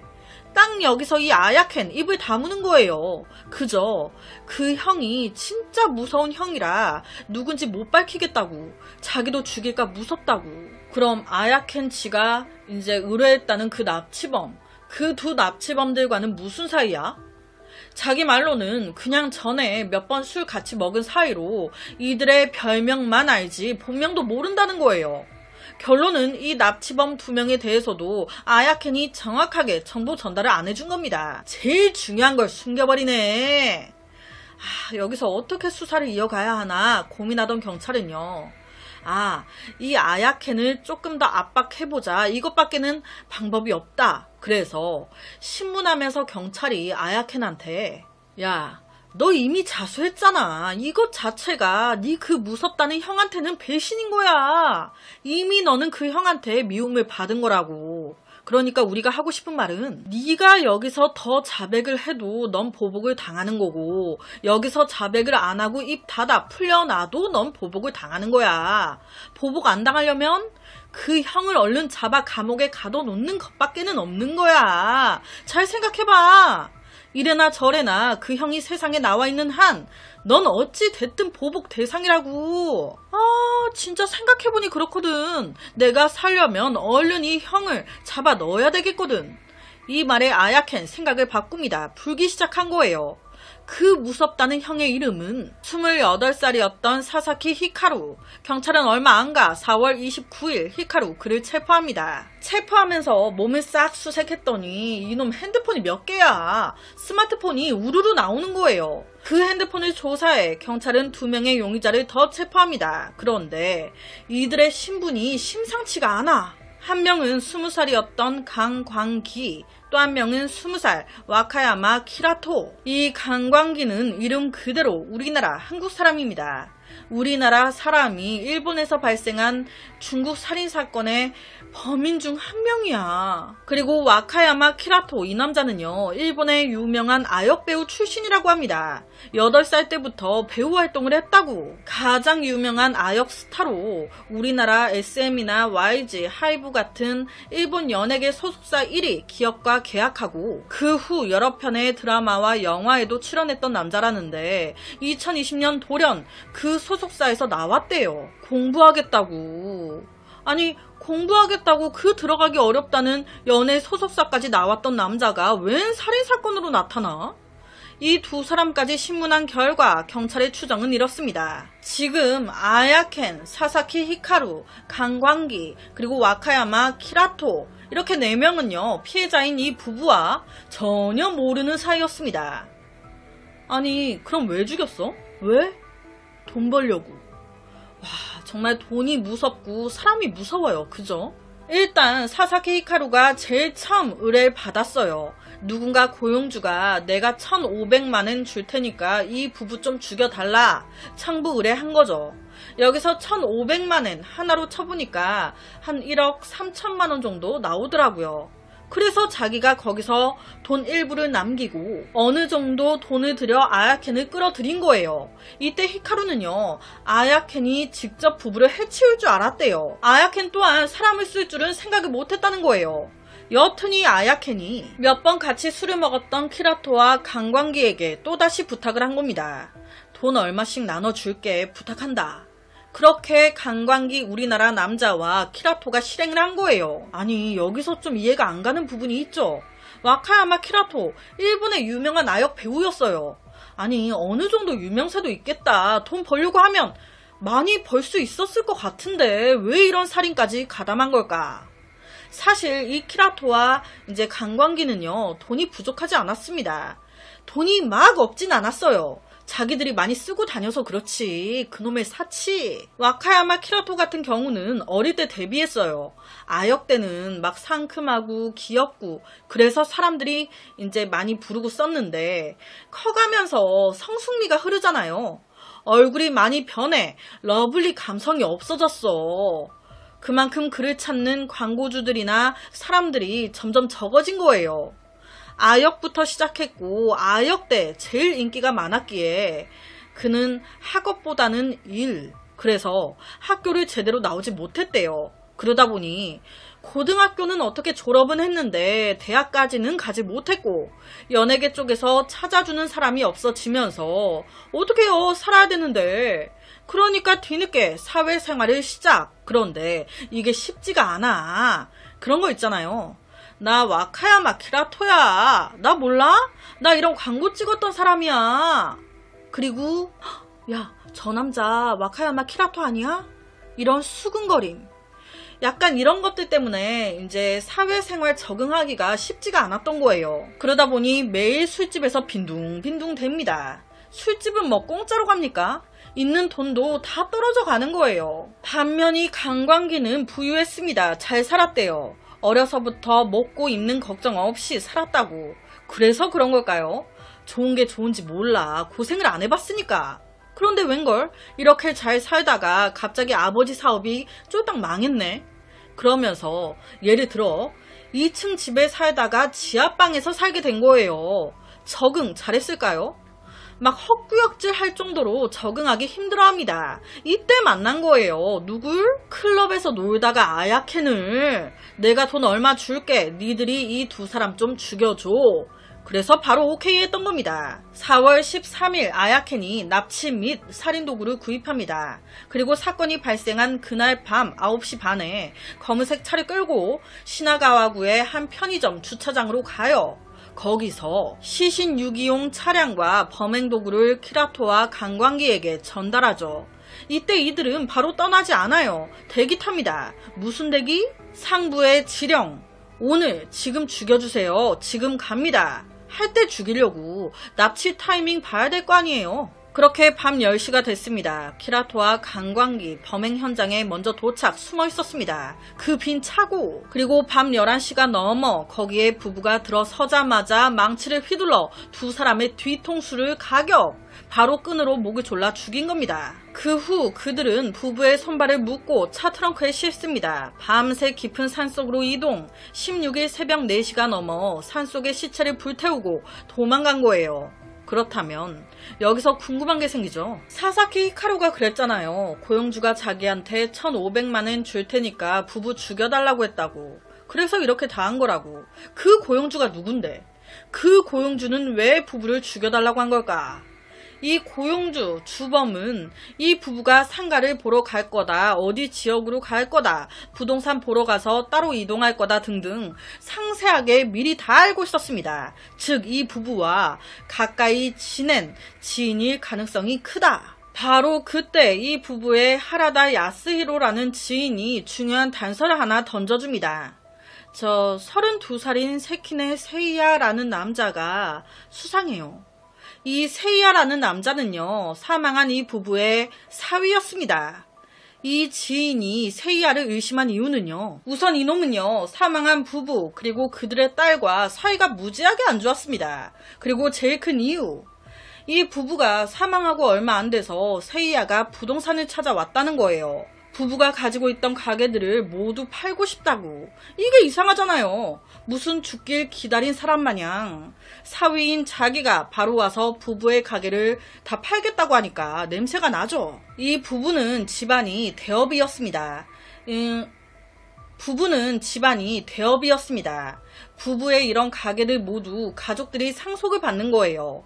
그런데 이 큰딸이 장사에 아무런 흥미가 없어. 오히려 큰딸보다 이 사위 세이야가 더 관심이 많은 거예요. 그는요, 성격도 활발한 데다 영어도 잘해. 그래서 직원들과 소통도 잘 되고 나름 장사하는 걸 재밌어 했고 천부적인 재능이 있었어요. 제가 앞서 그랬잖아요. 이 부부가 다른 가게 험담하고 막 안 좋은 소문 퍼뜨리고 했다고. 그런 걸 지시받아 한 것도 이 사위였습니다. 사실상 이 남자가 이 부부의 오른팔 노릇을 했었대요. 이 부부가 운영하던 식당의 총괄 책임자라고 해야 할까요? 되게 근면 성실한 남자였대요. 실제 부부가 운영하는 14개 식당에서 한 5개 정도가 이 세이야가 직접 메뉴나 가게 인테리어 등등 모두 디자인해서 만들었다고. 정성이 들어가서 그런 건지 이 세이야가 이렇게 관여한 5개가 14개 중에 매출이 제일 높았대요. 근면 성실하고 가게에 올 매진했다던 그가 왜 장인 장모를 죽인 걸까? 지금 들어보시면 아시겠지만 사실상 사장 노릇을 이 세이야가 다 한 거예요. 그러니까 직원들이요, 이 세이야한테 사장님이라고 부르곤 했었대요. 그런데 이 사장님, 이 호칭이 이 부부는 되게 거슬리는 거예요. 우리가 사장인데 저놈한테 자꾸 직원들이 사장님, 사장님 거리니까. 그래서 언제부턴가 이 부부, 특히 이 아내 사치코가 직원들 다 있는 데서 세이야한테 야, 넌 일개 직원이야, 나대지마. 어디서 네가 사장 노릇 하려 그래. 위치 똑바로 알고 선 넘지마 라면서 면박을 주기도 하고 했다는 거예요. 거기다 이 사치코 어디 갈 일이 생겼다? 그러면 그렇게 사위 세이야를 불러다가 운전을 시켜. 내가 지 운전기사야? 하인이야? 그리고 올해 3월쯤부터 이 아내 사치코와 사위 세이야 이 둘 식당 관리 문제로 엄청 싸워댔다는 거예요. 격렬한 말싸움뿐만이 아닌 약간의 몸싸움까지 했을 정도. 자, 제가 앞서 시신 상태를 말할 때 이런 말을 했습니다. 남편도 남편이었지만 이 아내의 상태가 처참했다고. 사망 직전까지 엄청 폭행을 당한 듯 보였다고. 아, 이 범인 아내에게 원한이 많구나. 그런데 지금 이 세이야 또한 사치코 아내에게 원한이 많을 것 같죠? 실제 이 친구들한테 아내한테 장인 장모에 대한 원한 욕 같은 걸 엄청 많이 했었다고 하는데 이에 경찰 바로 5월 6일 세이야 체포합니다. 그리고 신문을 시작하는데 의외로 세이야 바로 인정해요. 네, 제가 사사키 히카루에게 살인을 청부했습니다. 그러니까 이 부부를 죽이는데 이 사위 세이야가 사사키 히카루에게 청부 의뢰. 사사키 히카루가 히라야마 아야켄에게 돈 줄게, 네가 죽여달라 지시했고, 그러니까 아야켄이 다시 우리나라 남자인 강광기와 와카야마 키라토 두 남자에게 죽여달라 중계했고, 이 지시를 받은 강광기와 키라토가 납치 및 죽이면서 실행했고, 그는요 자신의 장인 장모를 죽여야지 라고 계획하자마자 바로 사사키 히카루한테 부탁하고요. 그 후에 자신의 가장 친한 친구인 맨 처음 언급됐던 부동산 업자 마에다 료에게 도움을 청했습니다. 그러니까 이 부부에게 상가 보여준다면서 같이 차 타고 이동했던 이 부동산 업자, 이놈도 한패였던 거예요. 그렇게 4월 15일 밤 이들은 부부를 속여 시나가와구에 이제 가서 상가를 보게 합니다. 당연히 이때 부부는 마에다 료와 한두 번 거래한 게 아니었으니까 믿은 거예요. 상상도 못했겠죠. 그 후 이제 앞서 말씀드린 대로 상가 알아본다면서 이 부부만 따로 다녔고, 그 과정에서 빈집 빈 차고에 들어갔다가 바로 공격당해 죽은 겁니다. 혹시나 헷갈리실까봐 한 번 더 언급을 하면, 이제 우리 보통 부동산에 가면 월세 얼마 정도 금액을 원합니다 하면 부동산에서 리스트를 쫙 뽑잖아요.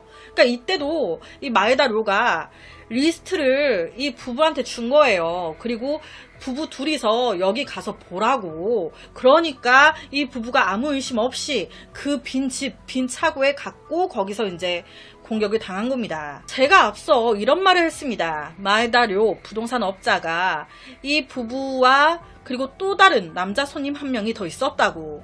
부부는 따로 보러 다니고 마에다 료 자기는 그 의문의 남자와 다녔다고. 경찰은요 그 남자 손님도 의심하고 있습니다. 이 부분은 아직 조사 중이래요. 이 남자도 공범인 건지. 이 사건이 일어난 지 얼마 안 됐어요. 그래서 지금 수사 중이고 재판도 아직 진행이 안 된 상태입니다.